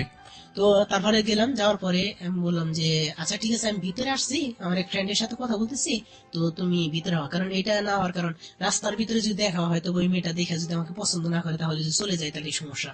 তো এই চিন্তা ভাবনা করে আমি ওইখানে যাই, তারপর ফোন দিছি যে, আমি এখানে বসে আছি এই পাহাড়ের কাছে, একটু উঁচু জায়গা আছে, এই উঁচুতে নিচে আমি ওই সিঁড়িতে বসে আছি, তুমি আসো। হুম হুম হুম। বলে যাই হোক, ওই মেয়েটা আসলো, এসে ফোন দিছে আমাকে। ফোন দেওয়ার পরে ওই মেয়েটার সাথে আমার দেখা হলো। তো দেখা হলো, বসার পরে কথাটা তো বলে, মেয়েটা খুব সুন্দর, এত সুন্দর চেহারা, ওর খুব ভালো লাগে। তো হলেই এখন এই মেয়েটা আমাকে বলতেছে যে, আপনি মাসুদ রানা? আমাকে হ্যাঁ, আমি মাসুদ রানা। তো যাই হোক, মেয়েটার নাম বলতে চাইতেছে না। তো কথাটা তো বলার পরে পাওয়া যায়, তো আমাকে বলতে আসছে, যখন আমি হাঁটছি তখন বুঝছি, মানে হাইটা আমি ওই কনফেকশনারি দোকানে গেছিলাম, মানে জুস নিয়ে আসলাম, হুম হুম হুম। বিস্কিট টিস্কিট এনে, তখন ও বুঝছে। তো তখন ও বলতেছে যে, দেখেন ভাইয়া, আপনাকে আমি ভাইয়া বলে ডাকবো, আপনাকে আমার ভাইয়ার মতো দেখা যায়। তো তখন আমি তো বুঝছি যে এটা কি বলতেছে। পরে ওর নাম ধরে বললাম, দেখো। তো আমার একটা গল্প মনে হয়েছে। তো সেটা হলো যে, আমি একদিন শিক্ষার একটা বইয়ের মধ্যে পড়ছিলাম, একজন লোক মেলায় বেলুন বিক্রি করতো, সেই বেলুন বিক্রি করে তার নিজের জীবন নির্বাহ করতো। কিছু কিছু সময় যখন বিক্রিতা কমে যেত, সে হতাশ হয়ে ভাবতো কিভাবে চলবে আমার জীবন সংসার। হুম হুম হুম। এই সময় ভাবনার মাধ্যমে সে একটা বেলুনকে গ্যাস ভর্তি করে রেখে দিল। রেখে দেওয়ার সঙ্গে সঙ্গে বেলুনটা আকাশ উড়ে গেল, এবং সেই উড়ন্ত বেলুনটা থেকে অনেক কিশোর কিশোরীদের আর উৎসাহ বেড়ে গেল, এবং আনন্দের সাথে বেলুনগুলো বিক্রি হতে লাগলো। তো এক পর্যায়ে একটা ছোট্ট কিশোরী তার পিছন থেকে জামা ধরে টান দিচ্ছে বেলুনওয়ালা। টান দিতেই পিছন দিকে তাকিয়ে দেখে একটা ছোট্ট মেয়ে। বলতেছে যে, আঙ্কেল, এই বেলুনটা কি আকাশে উড়বে? এটা বলার কারণ কি জানো? কারণ তার হাতের যে বেলুনটা ছিল, তার গায়ের রং ছিল কালো। তো তার ধারণা ছিল কালো রঙের বেলুন আকাশে উড়ে না।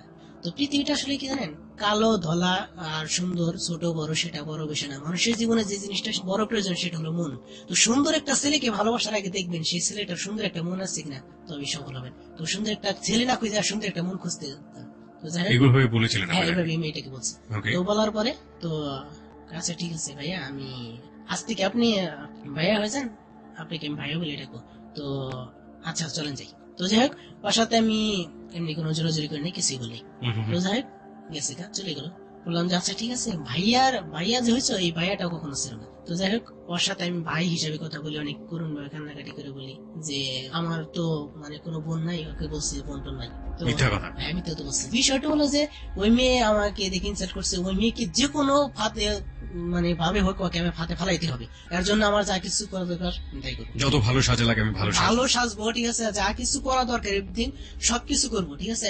এবং আমার এমন একটা চিন্তা ছিল যে, শেষ পর্যন্ত যদি ওকে না পাই, এবং ওর সাথে আমি সরাসরি এবং ওপেনে শত শত মানুষের মাঝে আমি ওর ফিজিক্যাল রিলেশন করবো, এবং সেটা anyhow যে মানে আপনার ক্রোধটা এতটা বেশি হয়ে গেছে? আর আমি একটা জিনিস ভাবতাম, সেটা হলো যে, আমি যখন এই লেখালেখি করি, তখন আমাদের টাঙ্গাইল ডিস্ট্রিক্টের মানে বড় বড় ডিসি, মানে ডিসির সাথে, তারপর যে ইউনিট, বড় ইউনিটের সাথে, তারপর উপজেলা চেয়ারম্যানের সাথে, এরকম ভালো ভালো লোকের সাথে আমার ভালো রিলেশন হয়ে গেছিল, যে আমার কথা যে এটা করার পরে ওরা আমাকে কিছুই করতে পারে না। আমার থানা পুলিশ করে আমাকে কিছু করতে পারে না, থানা কি পুলিশ কি, ওরা আমাকে ছেড়ে দিবে। এরকম চিন্তা ভাবনা আপনি নিজের এরকম মধ্যে চিন্তা রাখতেন? ভাবনা ছিল, এবং আমার এটা আমি কাজ করতে জানতাম, এটা আমি বুঝতাম, জানতাম। তারপর?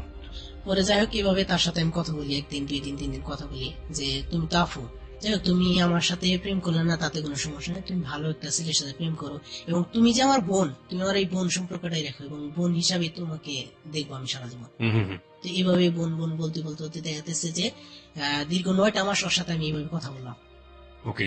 তো 9 মাস কথা বলার পরে, তো আমি বললাম যে, আমি তো এলাঙ্গাতে আসছি একটু, তো আসার পরে তো আমার হয়ে গেছে, মানে অ্যাপেন্ডিসাইটের ব্যথাটা প্রচন্ড বেগে বেড়ে গেছে। তো আমি এখন কি করব? তো আমি অনেক সমস্যা হইতেছে। তো আমার এক বন্ধুর বাসা আছে, তো আমার বন্ধুর আবার আবাসিকে থাকে, তো ওই আবাসিকে আমি উঠছি। ওকে। পরে বললাম, তুমি কোথায়? কয়, আমি তো ওই নানির বাড়িতে আসছি, এলাঙ্গা থেকে ওটা ভিতরে। হুম হুম হুম। তো তো তখন ওই মেয়েটা আমার কথা মতো চলে আসে। আমার ওই যে আবাসিকা ছিলাম, ও আবাসিক আবার আমার বন্ধু ছিল। ওকে, তো যাই হোক ও আসলো। তো যাওয়ার পরে আমি বললাম যে হ্যাঁ আমার অসুখ, তো অসুখের আমি শুয়ে রয়েছি। ওই দিয়ে আমার কাছে বসলো। তো বললাম যে আচ্ছা ঠিক আছে তুমি বসো। এই বলে যে আমি সিট কেড়ে দিলাম। দেওয়ার পরে ঠিক আছে, এটা আবাসিক হোটেলে আবাসিক হোটেলে দরজার সিকিউরিটি লাগিয়ে দিলেন? দরজা সিট কেড়ে লাগাই দিলাম। তো বাহির থেকে আবার ও আটকা দিয়েছে। কে আটকিয়ে দিয়েছে? আপনার ফ্রেন্ড? ফ্রেন্ড। ওকে আগে বলা হয়েছিল যে তুমি বাহির থেকে আটকা দিও। ওকে, তো তারপরে ওকে আমি মানে বললাম যে তুমি একটু আসো, আমি ফ্রেশ আসি। তখন বাথরুম টয়লেট থেকে আয়া, ঠিক আছে। পরে ওকে আমি মানে দেখি যে বসে রয়েছে, বসে অবস্থায় আমি দেখে ওরে জড়াই ধরছি। পরে বলতেছি এটা কি, তুমি আমাকে জড়া ধরতেছি কেন? পরে বললাম জড়া ধরতেছি মানে কেন, তোর জন্য আজকে আমি 9টা মাস পরিশ্রম করছি। 9টা মাসে যদি আমি ম্যাক্সিমাম প্রতি মাস 2000 করে খরচ করে থাকি, 2000 তো মানে বেশি গেছে। 2000 করে খরচ আছে 9 মাসে, তোর জন্য 18,000 টাকা খরচ করছি। এবং শুধু তোর সাথে এই শারীরিক সম্পর্ক করার জন্য আমি এতগুলি টাকা খরচ করছি। তো তুমি এভাবে আমার সাথে ব্যবহার করতেছো কেন? তুমি কি করো? কিছুক্ষণ পরে শারীরিক সম্পর্ক করা হয় এবং একদম সেটা জোরপূর্বক। তো যাই হোক, তারপরে আমাকে বলতেছে যে তুমি আমাকে চিনো? আমি কই হ্যাঁ অবশ্যই তোমাকে চিনি। তো তখন তার নাম বললাম, তুমি অমুক। তো আমি অমুক, তো সেটা তো তুমি চিনতেছো। আমার বাপ কি করে জানো? আমি কই যে তোর তাতে কি হয়েছে, তাতে তো আমার কোনো সমস্যা নাই। আর আমি তোমার সাথে ফিজিক্যাল রিলেশন করছি, এখন তুমি আমাকে কোনো ভয় দেখালে আমি কোনো কিছু ভয় পাই না। আমি আমার জীবনটাকে এক সময় খুব ভাবতাম আমার জীবনটা নিয়ে, এখন আমার জীবনটাকে নিয়ে আমি কোনোদিনও ভাবি না। এবং কুকুরের জীবনে থেকে নিকৃষ্ট জীবন মনে করি। আর এই জন্য দেখা যাচ্ছে যে আমার বাবা মা আমার প্রতি যত্ন নেয়, এবং আমার বাবা মা যদি আমার পাওয়াটা ভালো করতো তাহলে ওই মেয়েটাকে আমি পাইতাম। আর ওই মেয়েটাকে যেহেতু আমি পাই নাই, তাহলে আর পৃথিবীতে যে কোনো আর কোনো মেয়ের স্থান আমার জায়গা নেই। আমি যে মেয়েকে পাবো, যেভাবে পাবো, সেই মেয়েকে আমি শুধু এই ফিজিক্যাল রিলেশনটা করবো, আর কোনো কিছু। তো এখন দেখা যাচ্ছে যে যদি আমি তাড়াতাড়ি আসা করি তাহলে সমস্যা। ওই মেয়েটা যখন ফ্রেশ হতে গেছে বাথরুমেতে, তখন আমি ওই বাথরুমের সিট কেটে বাইরে আমি চলে এসে পড়ছি। মেয়েটাকে বাথরুমের ভিতর রেখে? বাথরুমের ভিতরে রেখে আমি আরো বললাম যে আমি যখন চলে যাবো তখন তুই বাথরুমটা খুলে দিবি। মানে আপনার ফ্রেন্ডটাকে কি চিনতো মেয়েটা? না, ওকে চিনতো না। ওকে, ঠিক আছে। তারপর? তো যাই হোক, এভাবে আমার প্রথম শিকার যেটাকে বলা হয় করলাম। এই মেয়েটা পরবর্তীতে কোনো অ্যাকশন নিয়েছিল? না, এই মেয়েটা অ্যাকশন কোনো নিবে, এবং কেউ মেয়েটা কি জানতো যে আমি কোথায় থাকি, বাসা কোথায়? আমি তো কখনো আমার নিজের ডিটেলস কোনো ঠিকানা কখনো দিই নাকি। মেয়েটাকে আপনি কোনো ঠিকানা দেননি? না। তারপরও মেয়েটা বিশ্বাস করে আপনার জন্য এরকম একটা আবাসিক জায়গায় এসেছে। হ্যাঁ।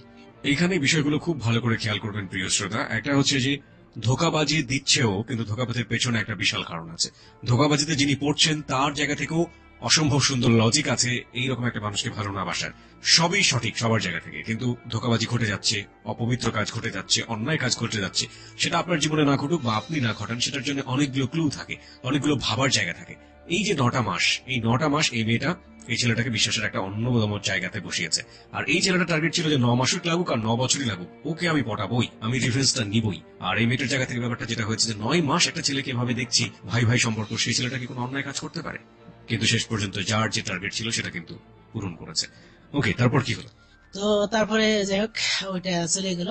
তারপরে আমি তখন আমার আব্বা তো পাপনা এক সময় কাজ করার পরে ওখানে তার একটা বোন বানায়। বোন বানাইলি সেই বোনটা একদিন আসে আমাদের বাড়িতে। তো আমি কোনো মতে জানতে পারি যে ওই মানে ফুফাতো আমার 2টা ফুফাতো বোন আছে। ওকে, তো আমার তো টার্গেট একটাই, সে যেই হোক না কেন। তো ফুফাতো বোন আছে, এই চিন্তা করে আমি ফুফুরে বললাম যে আমি তোমার সাথে যাবো। তো যাই হোক 3 দিন পরে ওই ফুয়ার বাসায় যাই। যেদিন যাই যাইতে যেতে দেখা যাচ্ছে সন্ধ্যা হয়ে যায়।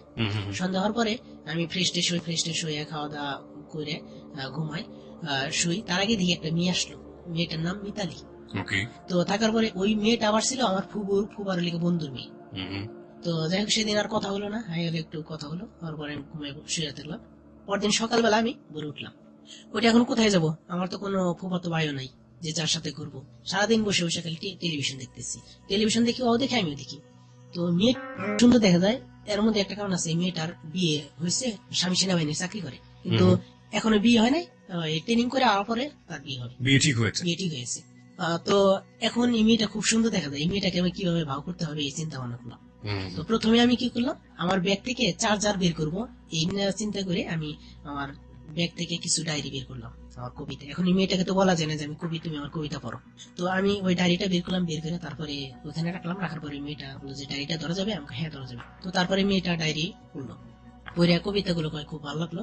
তো এই যে জাহানকে নিয়ে পরে আমাকে বলতেছে যে জাহানকে, আমি বললাম হ্যাঁ জাহানি আমার সব। তো তখন হয়তো আমার ওই করুণ কিছু কথা তাকে বললাম, বলার পরে এমন ভাবে আমি বলেছি যে আমার দু চোখ দেওয়া অশ্রু বের হয়েছে। এক সময় দেখি ওই মেয়েটার চোখ দিয়ে এক ফোঁটা অশ্রু বের হয়েছে। তো এই মেয়েটা আমাকে খুব ভালো ভাবতে লাগলো, কিন্তু ওই মেয়েটা যে বিয়ে হয়েছে ওটা আমাকে বলে না। বিয়ে হয়েছে মানে কি? বিয়ে ঠিক হয়েছে, ঠিক হয়েছে, কিন্তু হয়নি কেন। তো আমাকে বলে নাই, না বলার কারণে আমি, তো আমার তো একটা নেশা আছেই, তো এটা চিন্তা করে তো ওই কবিতার শেষে একটা আমি ছবি আর্ট করছিলাম। তো ওই ছবিটা ওই মেয়েটা দেখছে, দেখে আমাকে বলতেছে যে আপনি তো খুব সুন্দর ছবি আর্ট করতে পারেন। আমি তো আর্ট করতে পারি কিনা জানি না, তো চেষ্টা করি। যাই হোক, বলে আমাকে একটা ছবি আর্ট করে দিবেন? আমাকে হ্যাঁ অবশ্যই দিব। তো এই বলে সেদিন চলে গেল। তার 2 দিন পর ওই মেয়েটা আসলো ছবির জন্য। সেই 2 দিন পর আবার আমার ওই ফুপা মানে হাট ডেকে নিচ্ছে, সেই হাটে ঝগড়া হয়ে যায়, ফুফার সাথে মারামারি বাজলো। বাজার পরে ওই ফুফারে পাবনা হাসপাতালে নিয়ে গেল। এখন দেখা যাচ্ছে যে সবাই হাসপাতালে গেছে, চলে গেছে, শুধু আমি, ওই মেয়েটা আর আমার এক ফুফাতো বোন। তো তার আগে কিছু তার সাথে কথাবার্তা হয়েছে, সেটা যে আমি আমার ফ্যামিলি অলকে, তো তখন আমি তাকে যাতে সে আমার প্রতি ইয়ে করে সেই বিষয়ে আমি তাকে বললাম যে, তো তারা আমাকে ঢাকায় পোলা বলতো। তো তখন আমি বললাম যে হ্যাঁ আমি ঢাকায় পোলা, তো ঢাকায় আমার 10 তলা বিল্ডিং আছে, আর আমরা কোটিপতি। তো আমি তো যখন টাকা ভাঙতাম ওই সময়, তো আমার বাবা তো টাকা দিয়ে দিচ্ছে, অনেক টাকা দিয়ে, যখন যা চাই তখন দিয়েছে। তো ওই টাকা ভাঙাতে বুঝতে পারিনি যে আসলে কোটিপতি, কারণ এত টাকা ভাঙি গেলে 7 দিন আছিল, 7 দিনে আমি বাসে মনে হয় 4-5 টাকা ভেঙে হারাইছি। তো যাই হোক, এটা শুনে ওই মেয়েটারও হয়েছে। তো যখন ওই মেয়েটা আমার ইয়ের কথা বললো যে তাহলে আপনার পায়ের সমস্যাটা কি হয়েছে, আমি বললাম দেখেন, এখন যদি আমি বলি ওনাকে যে আমার পায়ের সমস্যা 20,000 টাকা অপারেশন করলে ভালো হবে, এই কথাটা বলি তাহলে আমি ধরা পড়ে যায় যে কোটিপতি তাহলে 20,000 টাকা অপারেশন করে না। আমি বললাম দেখেন আমার পাটা ভালো হবে না একদম। তো যাই হোক, এভাবে বলার পরে তো একদিন ছবি দেখতেছি ওই মেয়েটার আমি দুজনেই। আর আমার ওই ফুফাতো মানে বোন যে আছে, আর একটা মেয়ে ছিল রূপন্তী নাম, ওই আয়সা বসে হয়েছে, আমি বসে হয়েছি, বসে বসে ছবি দেখতেছি। এর মধ্যে ইলাস কাঞ্চন একটা ছবির মধ্যে আমি বলতেছে যে আমাকে একটা চুমো দাও। ইলাস কাঞ্চন মানে দ্বিতীয় ইলাস কাঞ্চনের বলার পরে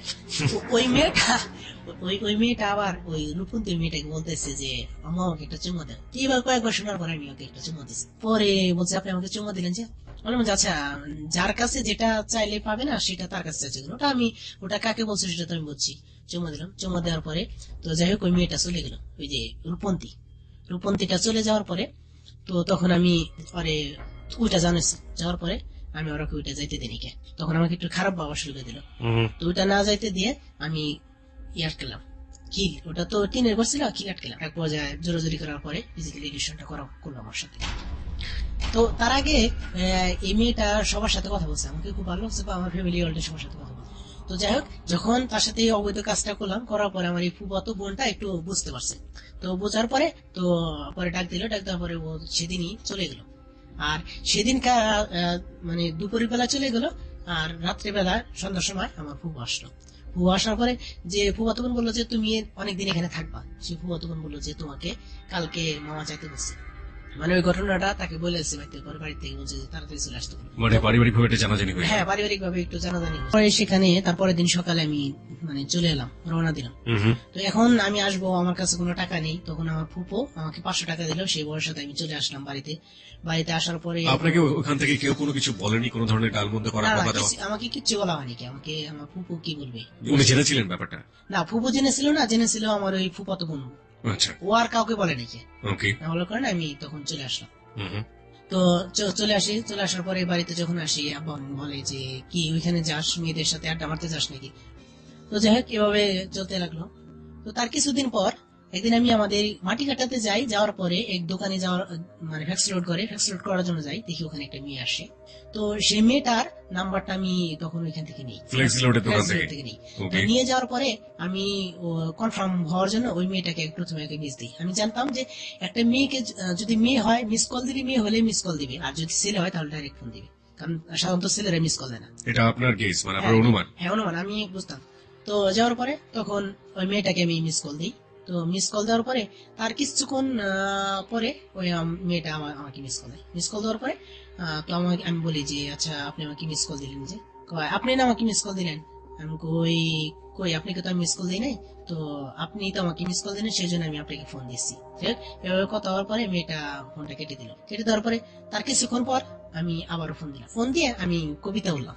তো আমি বুঝতাম যে মেয়েকে কিভাবে বললে পড়বে, ঠিক আছে। পরে আমি ওই মেয়েটাকে কবিতা বললাম, কবিতা বলার পরে এবং টিপস বললাম কিছু ভালো ভালো, বলার পরে ওই মেয়েটা পটে গেলে এক পর্যায়ে। আচ্ছা, তো পটে গেলে এইভাবে তার সাথে কথা হয়, মানে 3 দিন কথা হলো। মানে মেয়েরা এত দ্রুত পটে যায়, ইনফ্যাক্ট দুটো কবিতা আর দুটো সুন্দর সুন্দর হ্যাঁ, কথা। সেটা তো আমিও জানি না। মেয়েদেরকে আমি আমি বুঝি না, আমি যে কোনো মেয়ের সাথে হয়তো বা 10 মিনিট 15 মিনিট কথা বলার পরে মেয়েরা এমনিতেই পটে যায়। হুম হুম মানে হুম। কেন পটে যায় তা জানি না। আমি তো আর ফার্স্ট টাইম তো আর তাকে বলি না যে আমি তাকে ভালোবাসি, হয়তো বা ফার্স্ট টাইম ফ্রেন্ড হিসাবেই দেখি। তো যাই হোক, এই মেয়েটার সাথে কথা বলি, কথা বলার পরে এক পর্যায়ে মাঝে মধ্যে কবিতা বলি, গল্প বলি, ঠিক আছে, সুন্দর।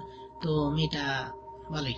তো এক পর্যায়ে যখন মেয়েটার অ্যাড্রেস জিজ্ঞাসা করা হলো, তো মেয়েটা সঠিক অ্যাড্রেসটাই দিল, কিন্তু আমি তো সঠিক কখনো দিইনি। হুম হুম হুম। পরে আমি বললাম যে আমি তো আছি, আমার টাঙ্গাইল বাসা, এ কথাও বললাম। বলার পরে কয় ঠিক আছে, আচ্ছা আপনি তাহলে একদিন দেখা করি আপনার সাথে।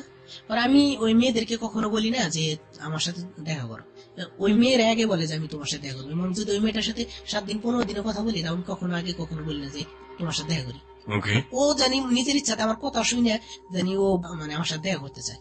তো এভাবে বলার পরে তার 7 দিন পর ওই মেয়েটা আমার সাথে দেখা করে একটা ডেট করে। ডেট বলতে তখন এসএসসি পরীক্ষা শুরু হয়, ওকে। এসএসসি ইন্টারমিডিয়েট পরীক্ষা।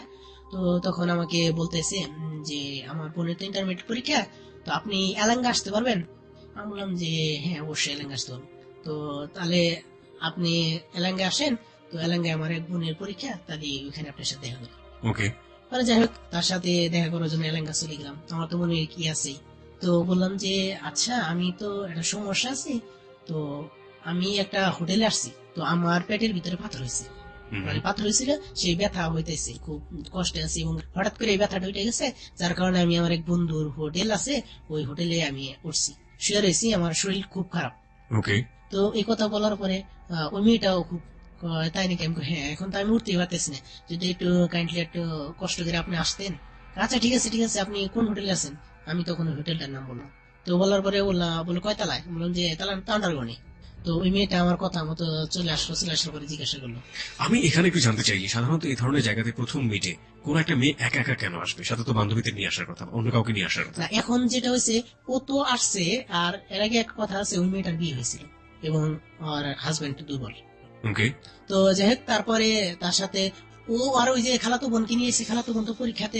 এই যে আপনি জানলেন কিভাবে? আপনি ফোনে কথা বলে এটা আবিষ্কার করে ফেলেছেন? হ্যাঁ হ্যাঁ, ওর সাথে Okay. কথা বলাতে আবিষ্কার হয়েছে যে ওই আমার এক বন্ধুর সাথে যখন আমি কথা বলি, এটা যখন আমি মেয়েটার সাথে কথা বলি, তার একটু কথা বলতেছি, তো এই মেয়েটার সাথে যখন কথা বলি, তখন আমার এক বন্ধুর কাছে নিয়ে যাই, আলিম নাম। তো ওই বন্ধুরে ফোনে কথা বলাই, ওই বন্ধু ওর কণ্ঠ ধরে ফেলাই যে এটা ওই মেয়েটা। তো ধরার পরে তখন আমি বললাম যে তুই যেহেতু ধরছা, কখনো জানি আমার নাম আমার পরিচয় বলিস না যে আমি সেই ছেলে। হুম হুম হুম।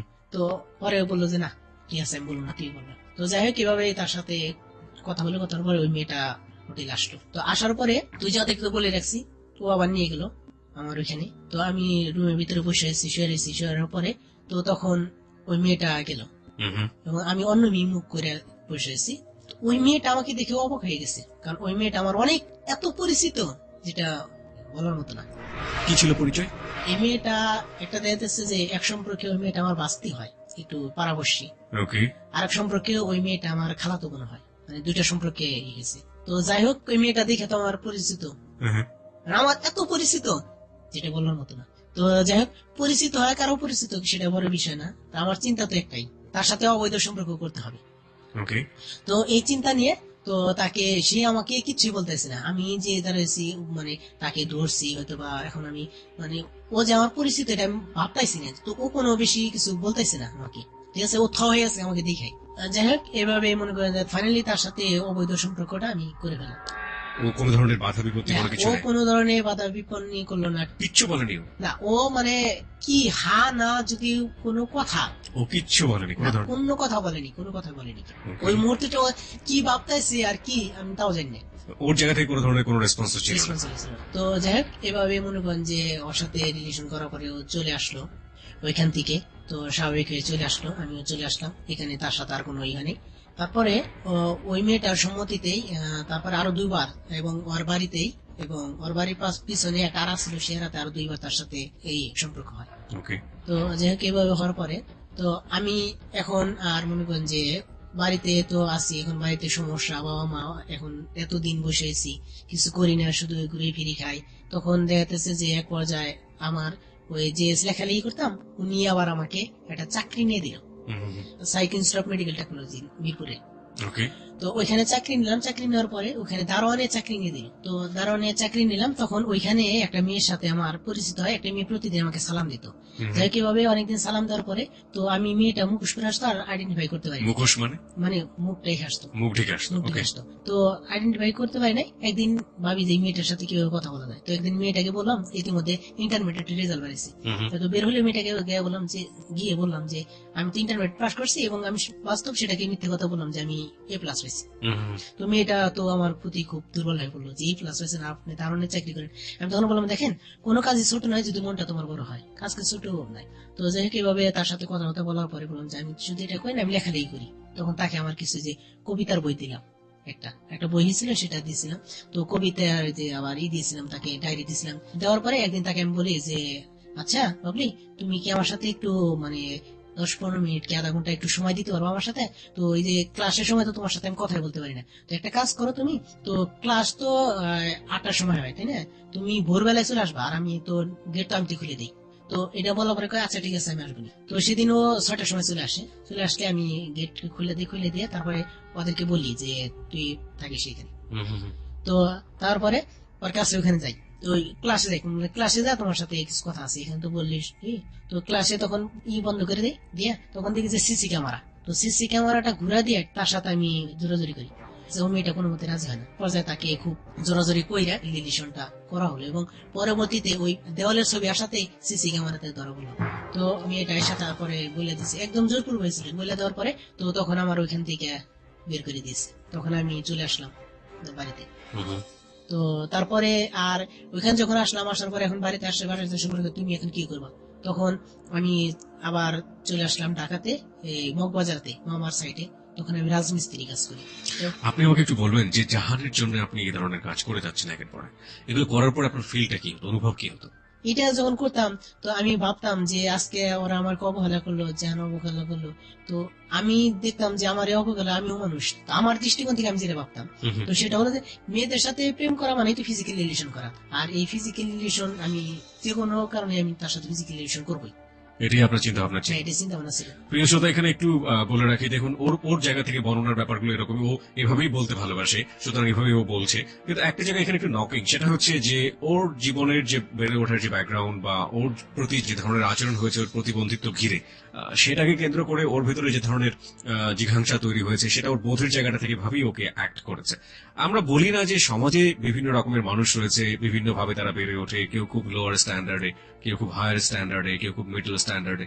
যাই হোক না কেন, এই সবগুলো স্ট্যান্ডার্ডের মানুষ কিন্তু আমরা সবাই মিলে একসাথে বসবাস করি এবং প্রত্যেকটা মানুষই এই প্রত্যেকটা স্ট্যান্ডার্ডের উপরে আমরা ডিপেন্ডেন্ট। আমাদের বাড়িতে যখন একজন কি বলা যেতে পারে ফেরিওয়ালা এসে হাঁক ছেড়ে আমাদেরকে জিনিসপত্র বিক্রি করেন, সেই ফেরিওয়ালার উপরও আমরা যেভাবে ডিপেন্ডেন্ট, ঠিক একইভাবে অফিসের বস যিনি আমার সাথে অনেক বেশি জানেন তার উপরও আমরা ডিপেন্ডেন্ট। এই প্রত্যেকটা মানুষ আমাদের জীবনের সাথে, আমাদের ভালো লাগার সাথে জড়িয়ে আছে। আমরা যদি ভালো থাকতে চাই তাহলে প্রত্যেকটা মানুষকে তার নিজ জায়গাতে ভালো থাকতে হবে, সেটা আমার জন্য জরুরি।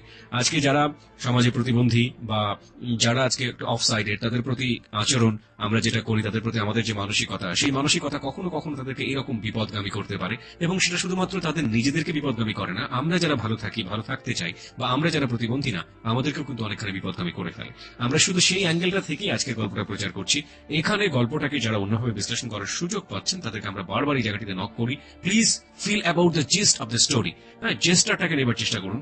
এখানে অন্যভাবে ও যে কৌশলগুলোর কথা এখানে বলছে, কিভাবে মেয়েদেরকে পটাতো, কিভাবে কি করতো, এটার কথা হচ্ছে যে এটা যারা শুনছেন তারা সচেতন হন। বিশেষ করে মেয়েদেরকে আমি বলবো যারা কবিতা খুব ভালোবাসেন, গান খুব ভালোবাসেন। আমরা এখানে দেখেছি, আমরা গত সপ্তাহে, তার আগের সপ্তাহে একজন সিঙ্গারকে পেয়েছিলাম, অনেক ভালো গান গায় সে শুধু তার গানকে অস্ত্র হিসেবে ব্যবহার করেছে। হৃদয় এমন একটা নরম জিনিস, সেটাকে পটাতে সময় লাগে না, কিন্তু যে পটাচ্ছে তার পেছনের উদ্দেশ্যটা কি সেটা জেনে শুনে সামনের দিকে যাওয়াটা যে জরুরি, সেটা কিন্তু খুবই খুবই খুবই গুরুত্বপূর্ণ এবং সেই জায়গাটিতে অ্যালার্মিং হচ্ছে আজকের যে বলিব সত্য বলিব। ফিরতে চাই আপনার কাছে, আপনি বলছিলেন যে দারোয়ানি চাকরিটা ছেড়ে দিতে বাধ্য হলেন, বাসায় আসলেন, বাসায় এসে কোনো কাজ নেই, আবার ঢাকায় ফিরলেন, তারপর? তো আবার ঢাকায় আসলাম, ঢাকায় আসার পরে তো আমি তখন ওই রাজমিস্ত্রি কাজ শুরু করে দিলাম। তো আমি তো অনেক কষ্ট পেতাম যে আমি রাজমিস্ত্রি কারণ ওই পাওয়া নিয়ে আবার কিছুদিন করার পর আমি বাড়ি চলে যাই। তো বাড়ি চলে যাওয়ার পরে তো এখন আমার একটা মেয়ের সাথে এরকম ফোনে কানেক্ট হয়। মেয়েটার নাম হইতেছে লাবণী, মেয়েটার বাড়ি হইতেছে আপনার ময়মনসিংহ। ওকে। তো এখন টাকা পয়সার দরকার, এখন তো বাড়িতে যাওয়ার পরে টাকাও দেয় না। এখন আমি কি করলাম, একদিন বুদ্ধি করে টাঙ্গাইল আসলাম। টাঙ্গাইল আসার পরে তো আমি আজকে প্রথম বাবা মা তোমার কাছে এটা স্বীকার করতেছি, যেটা আমি আজ পর্যন্ত কাউকে স্বীকার করিনি, সেটা হলো যে আমি তোমাদের কাছে মিথ্যা কথা বললাম। আমি তাকে বললাম যে আমার টাঙ্গাইল চাকরি হয়েছে কোর্টে, মানে উকিলদের সাথে, উকিলের সহকারী যেটা। কিন্তু সেদিন সত্যি কথাতেই আমার ওই চাকরি হয়নি। কেন আমি তোমাদের কাছে এই কথাটা এমনি মিথ্যা কথা বলছিলাম, সেটা তোমাদের মার খাওয়ার জন্য, যে তোমরা মার দিতে হয়তো আমাকে আবার সেই রাজমিস্ত্রি কাজ করতে। তো আমার এই পরিশ্রম আমার আর মানে ভালো লাগতো না, অনেক কষ্ট লাগতো এই পরিশ্রম করতে। তো আমি তখন তাদের কাছে প্রথম মিথ্যে কথা বললাম যে এখন তো যেটা চাকরি করলে প্রথমে তো টাকা দিবে না, তো 3 মাস মনে করে যে আমাকে এইভাবে মানে যাইতে হবে 3 মাস পরে আমাকে টাকা দিবে। কিন্তু ওই 3 মাসে আমার প্রতিদিন বাড়তে থেকে 100 টাকা করে দিত। যে 100 টাকা করে আমাকে দিত, আমি টাঙ্গাইল না যেয়ে আমি আমার বাড়ির পাশে হয়তো নদীর কুলে প্যান্ট শার্ট পরে যায়, নদীর কুল দিয়ে ঘুরতাম, ওদিক দিয়ে ঘুরতাম, ওদিক দিয়ে ঘুরতাম, আমার ওই 100 টাকা মোবাইলে তুলে মেয়েদের সাথে কথা বলতাম। এভাবে 2 মাসে গেলানে ওই আপনার লাবণীকে আমি স্বীকার করি। একইভাবে ওইভাবেই কবিতা বলে, ঠিক আছে, ভালো টিপস বলে আবার বলছে আমি কোর্টে চাকরি করি, এই সমস্ত কথা বলছি, যে আমি পিওনের চাকরি করি, সরকারি চাকরি করি, অনেক টাকা ইনকাম করি, এই সমস্ত কথা তাকে বললাম। বলার কন্টিনিউট করলাম, করার পরে ওই মেয়েটা এক পর্যায়ে রাজি হয়ে গেল। তো আপনি এটা নিজেকে পরিচয় দিলেন আপনি কাজ করেন, কাজ করি, কিন্তু এই যে টাকাটা আমাকে দিত, আমি কোর্টে আসতাম না, কিছু আসতাম না, আমাকে তো এটা খুঁজে নিত না। ঠিক আছে, আমি বলছি 3 মাস আমাকে ট্রেনিং করতে হবে এখানে। তো ওই মেয়েটাকে 2.5 মাস কালে ওই মেয়েটার সাথে আমি 2.5 মাস কথা বলার পরে ওই মেয়েটার সাথে আমি রিলেশনে যাই। তো ওই হোটেলে ওরে উঠানোর পরে তো এই মেয়ে মানে আগে থেকে পরে দেখছে, দেখার পরে বললাম যে আচ্ছা ঠিক আছে, আপনি তো যেটা ভাবতেছেন সেরকম আমি কোনো কিছু না, আর আপনি তো আমার বন্ধু, তাই না? আমি ওকে বন্ধু ভেবে ডাকতাম, বন্ধু ভাবতাম, বন্ধু, ঠিক আছে, খুব ভালো ভালো কথা বলতাম। বলার পরে তো কবিতা বলতাম, ম্যাক্সিমাম মেয়েরাই কবিতা শুনে বেশি করতো, মানে কবিতাকে ভালোবাসতো, আর আমি গল্প বলতাম। তো এই গল্প শুনে আরো মানে খুব আমার প্রতি খেত। কি গল্প বলতেন? এই যেমন আমি একটা গল্প লিখছিলাম, সেটা হলো যে মিতালির, মেয়েটার মিতালি, আমার নাম মিতালি, বয়স 15 অতিক্রম করলো, 10ম শ্রেণীতে পড়ি। আমার বাবা মাকে আর পড়াবে না, সব জানিয়ে দিয়েছে আমি যেন স্কুলে না যাই। আমার বাবা মাকে বিয়ে দেওয়ার জন্য উঠে পড়ে লেগেছে। কেন এসব হচ্ছে জানেন না? বললে হয়তো আপনাদের মনে বিশ্বাস স্থাপন করতে পারবো কিনা জানি না, তবে যদি দয়া করে আমার মতো অসহায় কিশোরীর কথা বিশ্বাস করেন, তাহলে বুঝবো বিধাতার মতো আপনার টান আছে। প্রত্যেক মানুষকে যেভাবে একদিন করে দিন গুনতে হয়, আমার বেলায় ঠিক এইভাবে 15টি বছর পার করে দিয়েছি।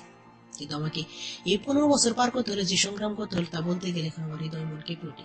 ক্রমে যখন আমি প্রাথমিক স্কুল ছেড়ে মাধ্যমিক স্কুলে 7ম কিংবা 8ম শ্রেণী উঠলাম, তখন আমার মনের উপর একটা প্রমাণ জারি হলো, এখন থেকে একা একা হাঁটা যাবে না, যার তার সাথে কথা বলা যাবে না।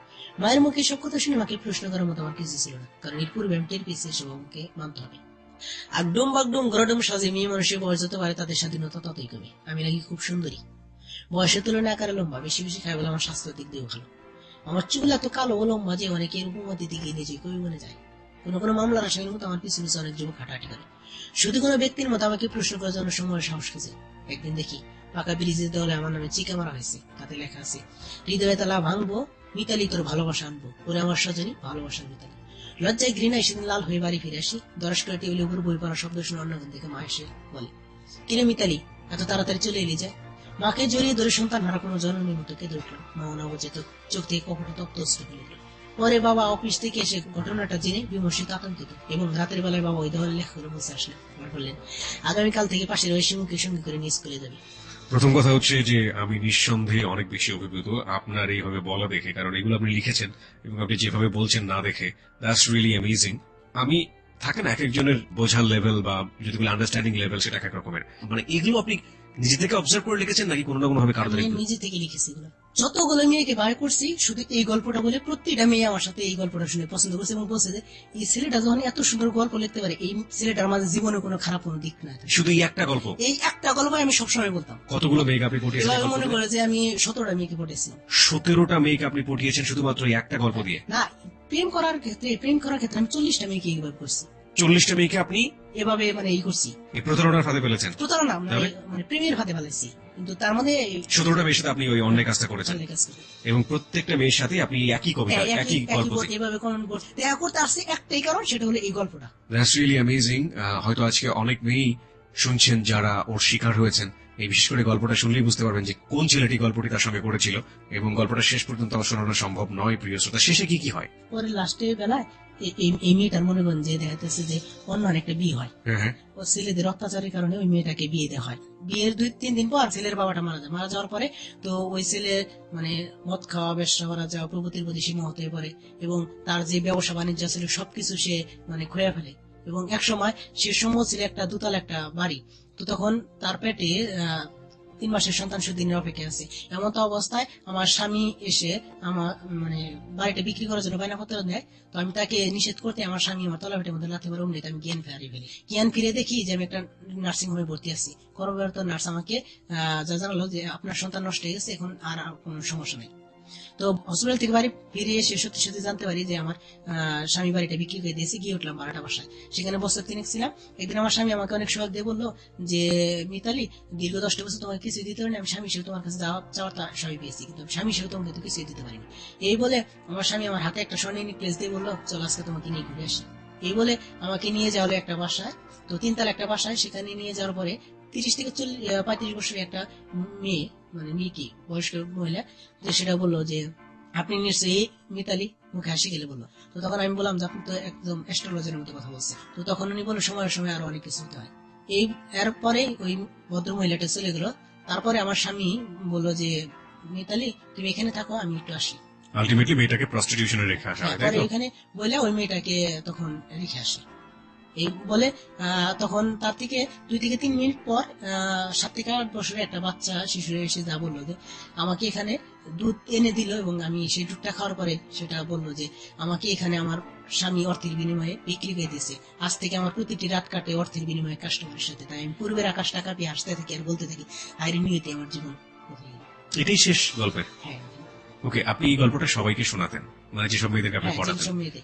সব গল্প শোনার পর তাদের রেসপন্সটা কি হতো? এই মেয়েটা যখন এই গল্পগুলো বলতাম, লাবণীর কাছে যখন বললেন গল্পটা, হ্যাঁ এটা বলার পরে তো বলতো তুমি তো খুব সুন্দর গল্প। আমাকে হ্যাঁ দেখো এই যে কিছু কিছু বকাটা ছেলেদের জন্য দেখো এই মেয়েদের জীবন কি হয়ে যায়। তো আমি এইগুলা সমাজ থেকে কালেক্ট করে করবো, দেখবো এবং তুলে আনবো এবং মানুষকে সচেতন করবো যাতে আর কোনো মানুষ সেরকম পথে না যায়। এবং সবাই ভেবে আপনাকে মোটামুটি এবং দেখা যাচ্ছে এই সমস্ত কথা যখন বলতাম, মিথ্যে কথা সবকিছু বলতাম, বলার পরে ওই মেয়েগুলো আমার সবাই অন্ধ মনে বিশ্বাস করে। অন্ত মানে বিশ্বাস করতে আর বলতো যে আচ্ছা তোমার সাথে আমি আছি, তোমার মতো ভালো একটা ছেলে, তো তুমি ভালো কাজ করতেছো, আমরাও তোমার সাথে দেখবো, এবং যদি কোনো সময় আমার প্রয়োজন পড়ে অবশ্যই তুমি আমাকে দেখো। এবং সেই দুর্বলতা তাদের সবসময় নিতে হবে। তো তারপরে যাই হোক লাবণীকে নিয়ে আসলাম। আসার পরে ওই একই ঘটনা, তাকে নিয়ে হোটেলে উঠলাম। তারপরে এবং তার সাথে ওই জোরাজুরি করে রিলেশনটা তার সাথে করা। আপনি এই পর্যন্ত এইভাবে 17টা মেয়ের সাথে এই কাজটা 17টা মেয়ের করেছেন? সাথে সম্পর্ক করছি। এর মধ্যে গেছে যে 6টা মনে হয় করছি বিবাহিতটা। আর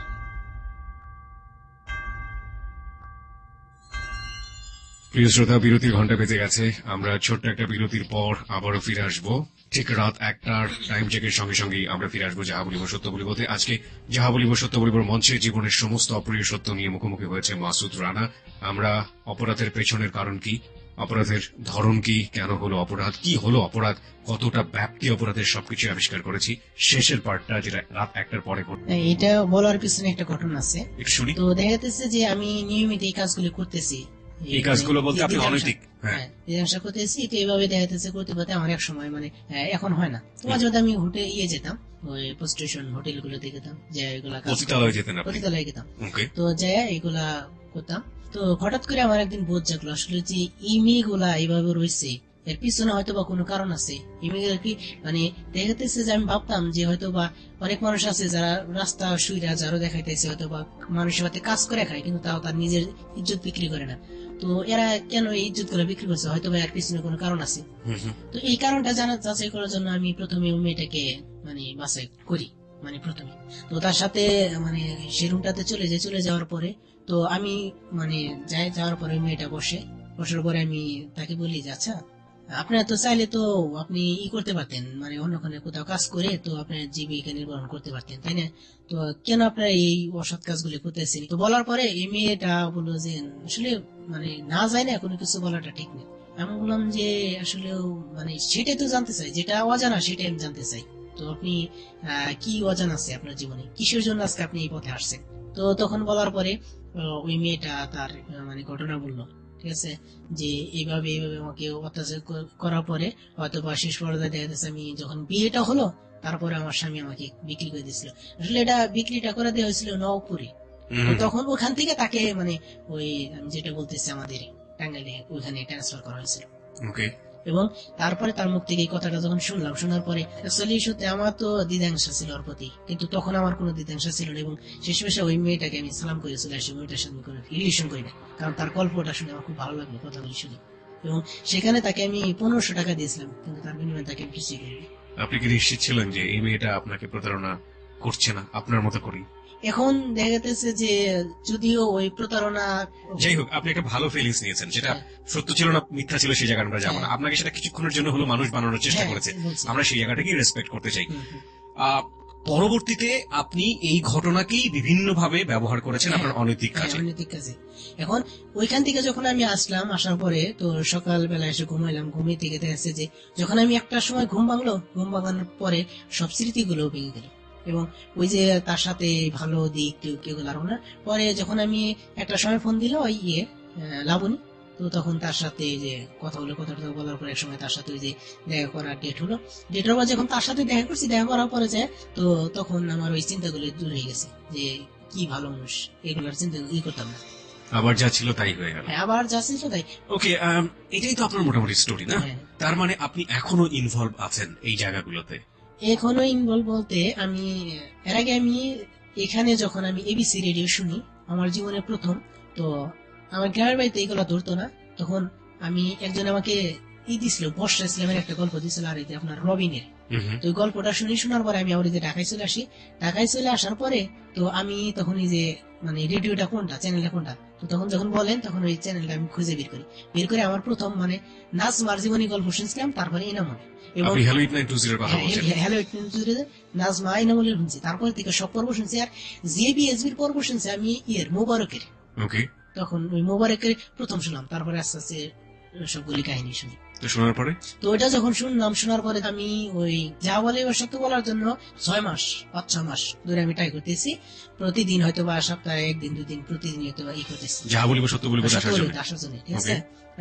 মানে কমেন্ট করি, তো করার পরে তো এক সময় দেখা যাচ্ছে যে ওই পয়লা ফাল্গুন, তো তখন আমি ভাবলাম যে জীবনে আজকে লাস্ট, এরপরে আমি আর কোনোদিন করবো না। কেন ভাবলেন?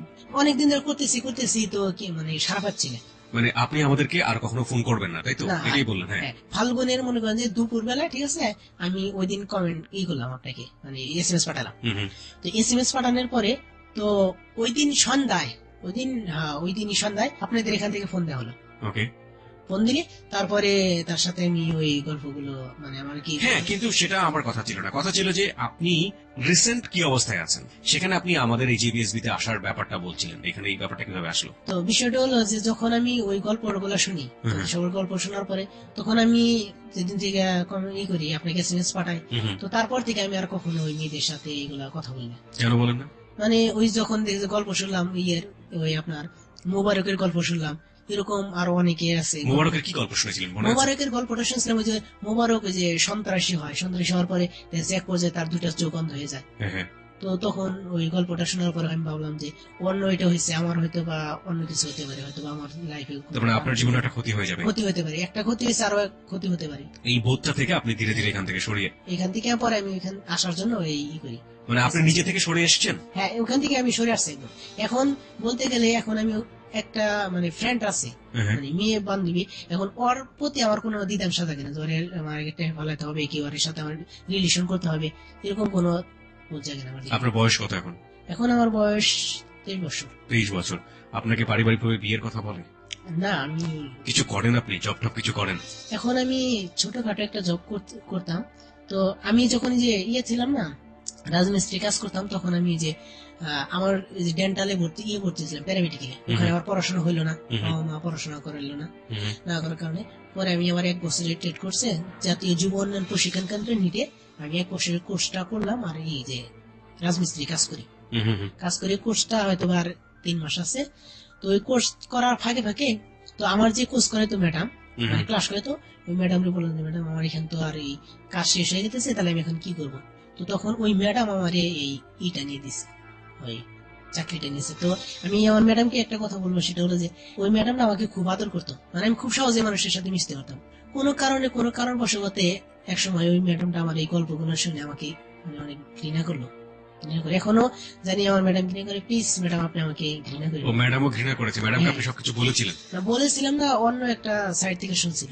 তারপর আপনি ম্যাডামকে খুলে বলতে পারতেন যে আসলে কি হয়েছে হ্যাঁ, আপনার? তারপরে আমি ম্যাডামকে বলছি, বলার পরে তো তারপর তাও ম্যাডাম আমাকে ঘৃণা করে এখনো।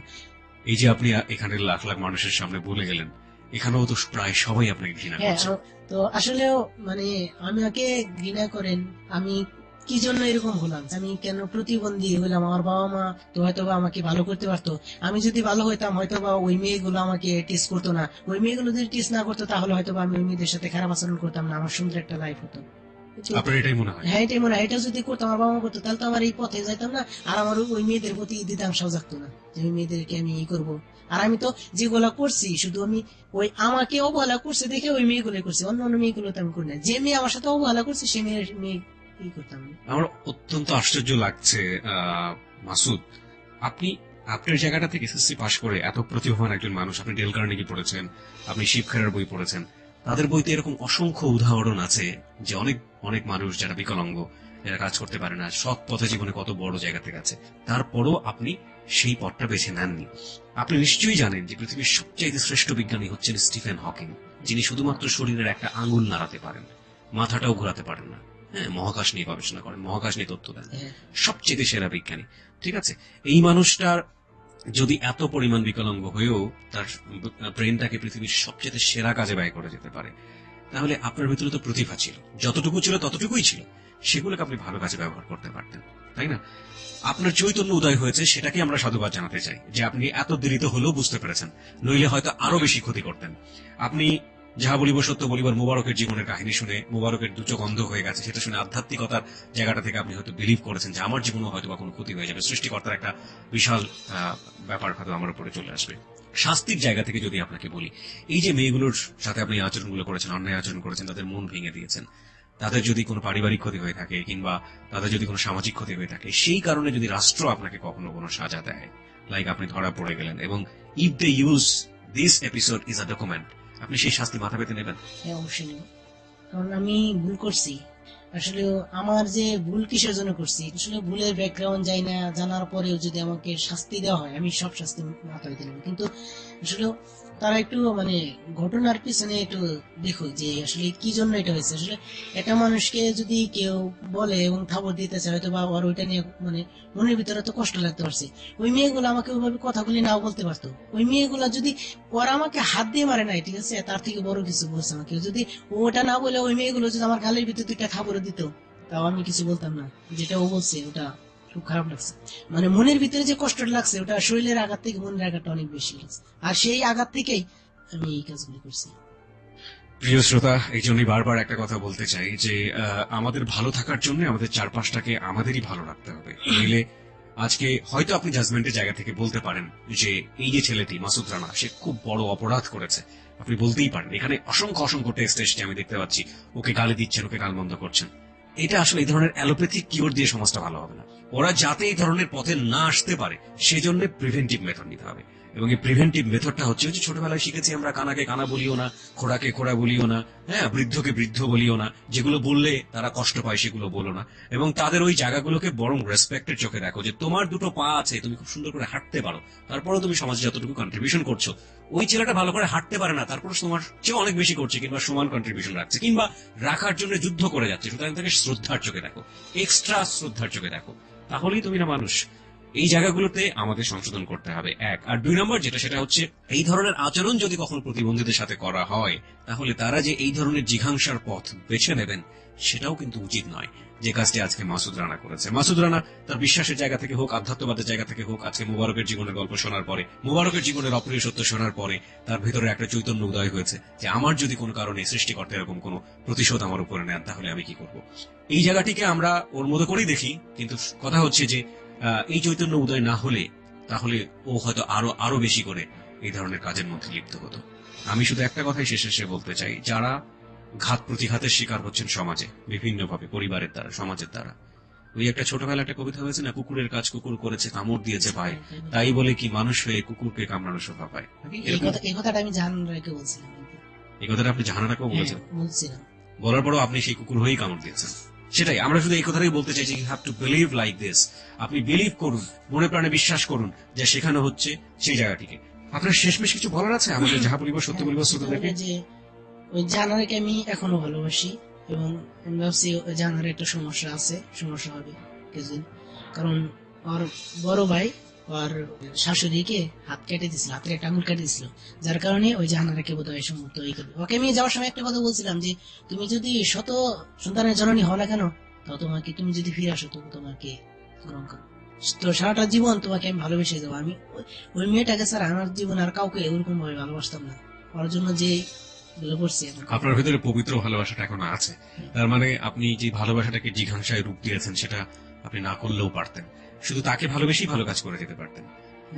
আমি এখন অবশ্যই এখানে একটা কথা আছে যে তাকেই ভালোবেসে মানে করতে পারবো, কিন্তু দেখা যাচ্ছে যে আমি তো প্রথম অবস্থায় একটা মেয়েকে তো বলি না যে তুমি আমাকে ভালোবাসো, এই করো হ্যান করো। তো যে মেয়েগুলি আমার সাথে খারাপ বিহেভ করতো ওই মেয়েগুলির সাথে আমি ওই বেছে বেছে কাজগুলো করতাম। তাদের কাছে তো আপনি অন্যায় আচরণ করেছেন।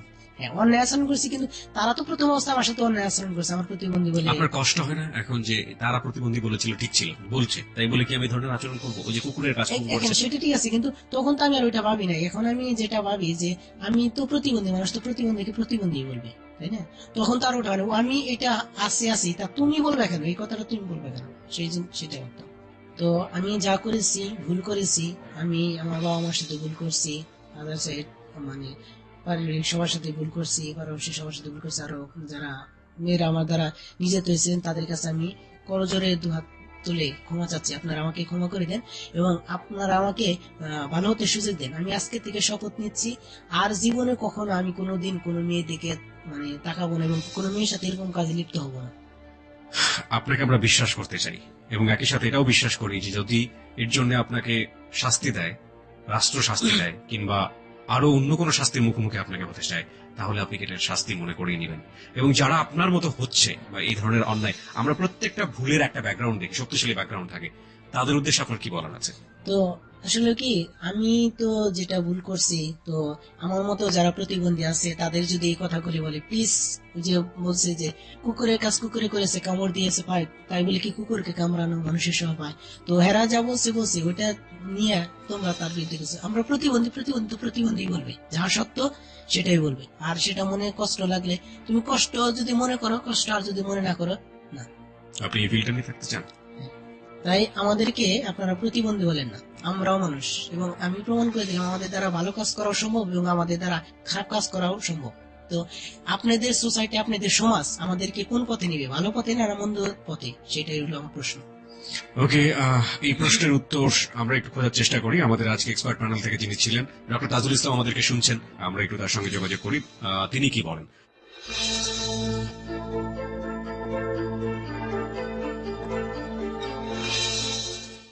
তো ডক্টর তাজুল ইসলাম, আপনার কি বলার আছে এই পর্যায়ে?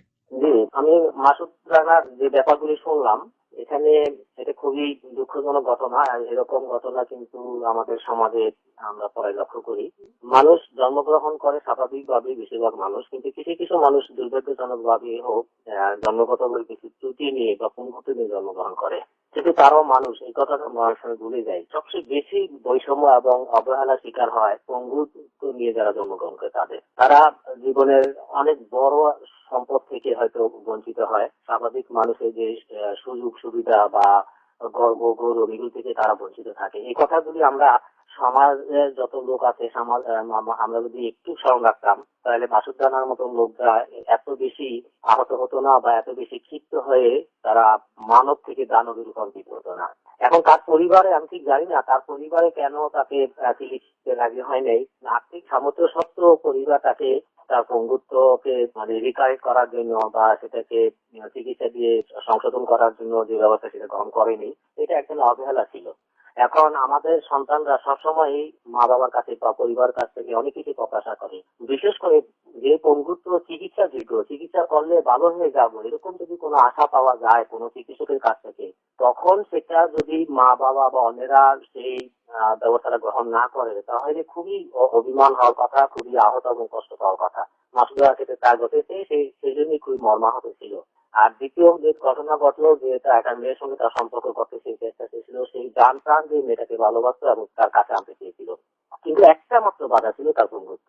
মনে রাখবেন যে তার আর কোন রকম বাধা নাই। এই মেয়েটা বলছে তুমি চিকিৎসা নিয়ে বন্ধুত্বটা তুমি যদি কাটিয়ে উঠতে পারো তাহলে আমি বিয়ে করবো। তাহলে পৃথিবীতে তার আর সকল যোগ্যতা, তার সকল মমতা, তার সকল গুণাবলী থাকা সত্ত্বেও শুধু এই একটা কারণে সে কিন্তু তার জীবনের সবচেয়ে যে স্বপ্ন, যে চাহিদা, আকাঙ্ক্ষা, যে গর্ব গৌরব, তার কোনোটাই সে পূরণ করতে পারেনি। যার ফলে প্রত্যেকটা মানুষের ভিতরে একটা অদম্য শক্তি থাকে, সেই শক্তিটা তাদের ভিতরে জেগে উঠেছে। এই শক্তিটাকে আমরা ভালো কাজে লাগাতে পারি, খারাপ কাজে লাগাতে পারি। মানুষ যখন ধাক্কা খায় তখন কিন্তু তার ভিতর থেকে সেই শক্তিটা জেগে ওঠে এবং এই শক্তিটাকে ভালো কাজে লাগানো যায়, খারাপ কাজে লাগানো যায়। এখানে এই ক্ষেত্রে আমাদের সমাজে এই মাসুদ রানার মতো এরকম অনেক ক্ষেত্রেই আমরা সমাজের কাছে, পরিবারের কাছে বা অন্যান্য প্রিয়জনদের কাছ থেকে এমন ভাবে আঘাতপ্রাপ্ত হই যে তখন আমাদের যে শক্তিগুলি জেগে উঠে সেটা গঠনমূলক কাজে না লাগিয়ে আমরা অত্যন্ত ধ্বংসাত্মক, হিংসাত্মক কাজে ব্যবহার করি। এই সেটার উদাহরণ। সেই জন্য ওই মেয়েটার যা কোনো দোষ নয়, আমাদের সমাজেরই দোষ। কারণ ওই আমাদের সামাজিক দৃষ্টিভঙ্গি তৈরি হয়ে গেছে এরকম ভাবে যে এক লোক যদি ভঙ্গ হয় তাহলে সে যতই দেখেন। এই মাসুদ রানা কিন্তু অত্যন্ত সৃজনশীল একটা মানুষ। সে কবিতা লেখে অথবা অন্যান্য লেখালেখিতে তারা হাত ছিল, অর্থাৎ তার ভিতরে একটা মন আছে, সেই মনটা অত্যন্ত সুন্দর। তার ভিতরে মেধা আছে, সেটা অত্যন্ত উঁচু মানের, কিন্তু সামান্য একটা পঙ্গুত্বের কারণে সে না পাচ্ছিল তার স্বপ্নের চাওয়া মেয়েটাকে পাইতে, না পাচ্ছিল সে জীবনে অন্য মানুষের কাছ থেকে যে সম্মান মর্যাদা পাওয়া সেটা পেতে। যার ফলে স্বাভাবিকভাবেই এরকম একটা সৃজনশীল এবং মেধাবী ছেলের ভিতরেও তো বড় ধরনের শক্তি থাকে। সেই শক্তিটাকে সে ভিতর থেকে টেনে নিয়ে এসেছে এবং নিয়ে এসেছে ভালো কাজে না লাগিয়ে সে যেটা করেছে যে দেখো তোমরা মেয়েরা আমাদেরকে পঙ্গু মনে করতেছো, সমাজের লোকেরা আমাকে অবজ্ঞা করতেছো, আমরা দেখো তোমাদের মেয়েদেরকে আমি কাছে মেটে নিয়ে আসি। এগুলি কোনোটাই সুস্থতার লক্ষণ নয়, কোনোটাই ভালো লক্ষণ নয়, কিন্তু এর পিছনে সামাজিক যে কারণগুলি আছে সেগুলো আমাদের লক্ষ্য করতে হবে। আমরা যদি সামাজিক দৃষ্টিভঙ্গিটা আরেকটু উদ্ধার করতে পারতাম, অথবা সমাজের লোকরা তো যদি তার ওই গুণাবলীকে মর্যাদা দিত, তার ওই দরিদ্র ত্রুটিটাকে লক্ষ্য করে তাকে অবজ্ঞা উপহাস না করতো, তাহলে কিন্তু এই ধরনের মানুষগুলো তাদের ভিতর যে শক্তিটা, সেই শক্তিটাকে এরকম খারাপ এবং অপকর্ম দিকে নিত না। তারা সেই শক্তি দিয়ে তারা তাদের পঙ্গুত্বকে জয় করে তারা আরো অনেক বড় কিছু অর্জন করতে। পৃথিবীতে অনেক উদাহরণ আছে পঙ্গু লোকেরা। আমার জানা মতো একটা উদাহরণ আমি আপনাকে দিই, যে অলিম্পিকে দৌড় প্রতিযোগিতায় চ্যাম্পিয়ন হয়েছে একজন পঙ্গু নারী। এটা একটা ইতিহাস, রেকর্ড করা ইতিহাস আছে পৃথিবীতে। অতএব এরকম ভালো কাজেও কিন্তু এই শক্তিগুলিকে ব্যবহার করা যেত, কিন্তু আমরা এই সমস্ত মাসুদ রানার মতন যারা প্রতিভা সম্পন্ন লোক আছে তাদের সেই শক্তিগুলিকে আমরা ভালো কাজে ব্যবহার করার সুযোগ করে দিতে পারছি না। আমি আশা করি পরিবার থেকে শুরু করে সমাজের সব মানুষ তাদের প্রতি শুধু সহানুভূতি এবং করুণা দিয়ে দেখবেন না, সম্মান এবং মর্যাদা দিয়ে দেখবেন। আমি শেষ করতে সেই কথা বলে আপনাদের অনুষ্ঠানটা যে কি মানবিক দায়িত্ব পালন করতেছে সেটা আপনারা নিজেই বুঝতে পারতেছেন, যে এইরকম কাহিনী শোনার পর থেকে মাসুদ রানার মতো লোকেরা যারা বিপদে চলে গেছে, খারাপ পথে চলে গেছে, তাদের হৃদয়টাকে কিন্তু তাদের বিবেকের জাগ্রত হচ্ছে। অর্থাৎ এই সামাজিক দায়িত্বটা আপনারা পালন করতেছেন এবং এরকম ভাবে মাসুদ রানার মতন আরো অনেকেই আবার হয়তো এরকম অনুষ্ঠান শুনে আবার বোধোদয় হবে, আবার সুপথে ফিরে আসবেন, এটাই আমরা প্রত্যাশা করি। আমরা আশা করি যে আপনাদের এই শুভ চেষ্টা অব্যাহত থাকবে। অনেক অনেক ধন্যবাদ ডক্টর তাজুল ইসলাম। যাহা বলিব সত্য বলিবতে আজকে মাসুদ রানার জীবনের অপ্রিয় সত্যের পর্দা এখানে নামছে এবং